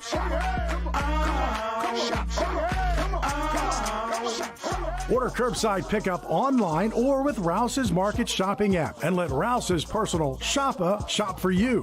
Curbside pickup is free and you pay the same price for groceries as in-store. Use code SAINTS20 and save $20 on orders of $100 or more. That's curbside convenience. Shop a style. Oh, yeah! I've been doing business with Luba for 25 years. They're dependable, trustworthy. It's just the attention to detail with our clients. Our folks have years and years of experience. They're highly trained professionals, but many companies have that asset. What I'd like to think makes Luba a bit different is that we use those talents in a way that truly is dedicated to serving the needs of the folks who depend on us. Gulf Coast Office Products is a national 98.1. Brandon Holly here. Siding, windows, even doors. ReliefWindows.com. Eagle 98.1. WDGL and HC1 Baton Rouge. Oliver's countdown to kickoff is about to hit 2 hours. We'll hand it over to the LSU Sports Radio Network. Musso, final thoughts? I think LSU goes out there, and I think they play hard. I think they make the concerted effort to get the ball down the field. I think they play a good, tough game, but I think the protection issues up front are going to rear their ugly head. No left tackle and one offensive lineman playing with a cast. Yeah, it's going to be a continuing story throughout the day what LSU will do to replace Will Campbell, who, if you're just joining us, posted a picture of himself in the hospital last night, so he will not be available for today's game. We'll turn it over to Hunt Palmer and the guys, the LSU Sports Radio Network. We'll be back 90 minutes after the end of LSU and Tennessee for an extended postgame. We will be at Rouse's Burbank at Lee. For Matt Musso and our entire team, I'm Charles Hanniger saying thank you and good morning. Enjoy the game. This has been Eagle 98.1 Game Day.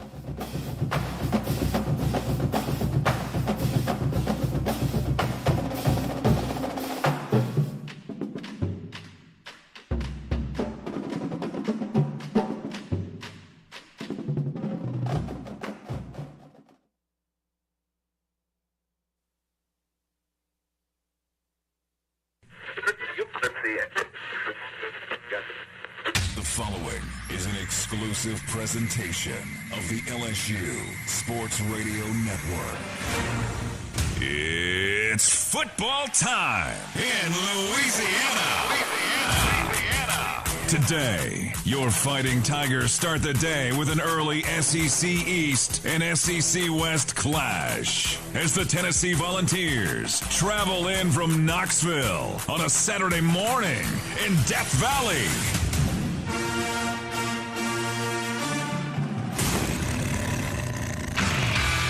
From the LSU Sports Radio Network, this is LSU Game Day, presented by 3 Olives Vodka. 15-10, buckle up, 5, 4, 3, 2, 1, touchdown Tigers! Live coverage of LSU Fighting Tiger football, brought to you by the 7